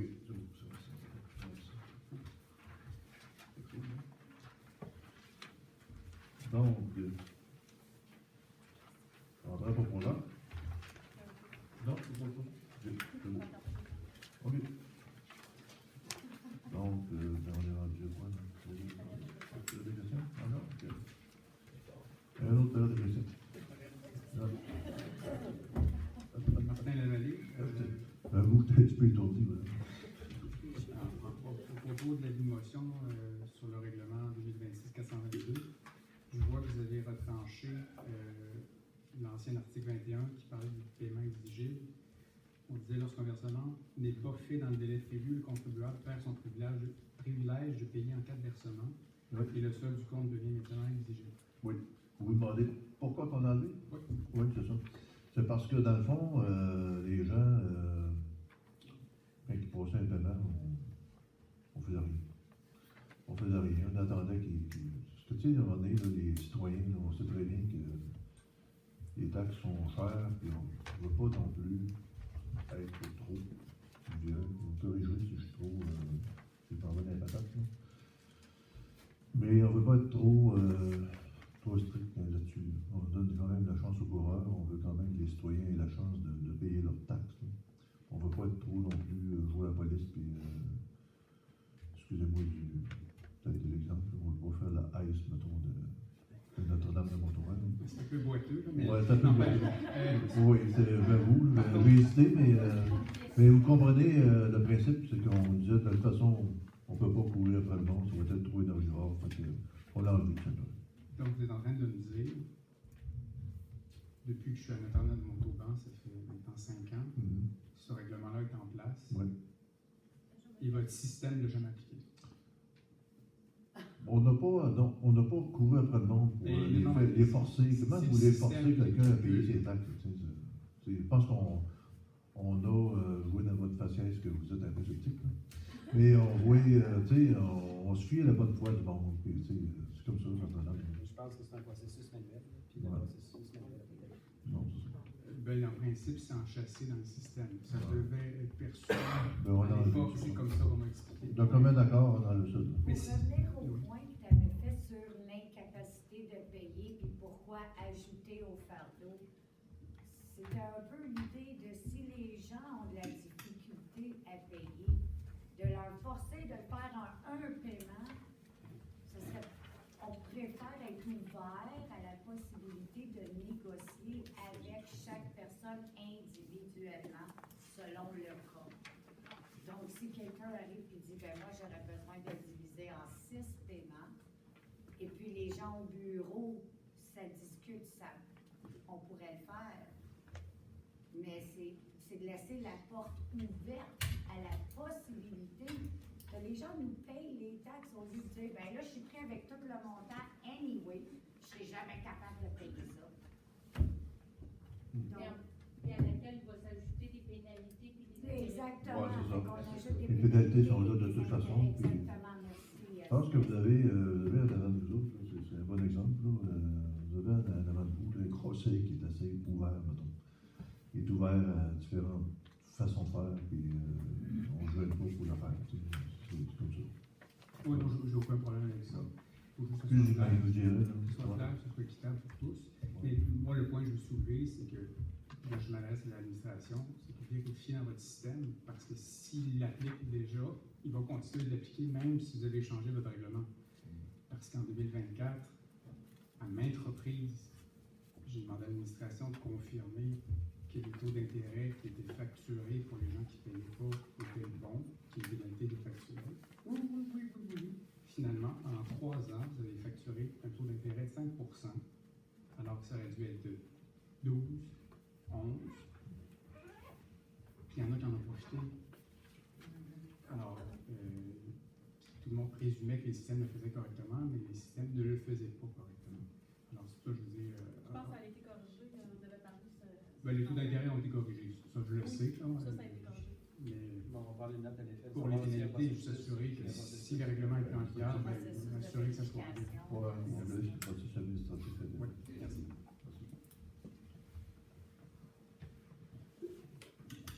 Est-ce qu'il y a d'autres questions? Oui. Est-ce que ça peut porter seulement sur le sujet du Juste sur le sujet, oui. Ah, ok. Ben, je vais vous en parler tantôt. Après, viendrez. C'est bien, c'est correct. Merci. D'autres questions? Sinon, on va. Donc, mais ça prendrait un proposant pour lever l'Assemblée. OK. Monsieur Paradis. Tout le monde est d'accord? Oui. Merci.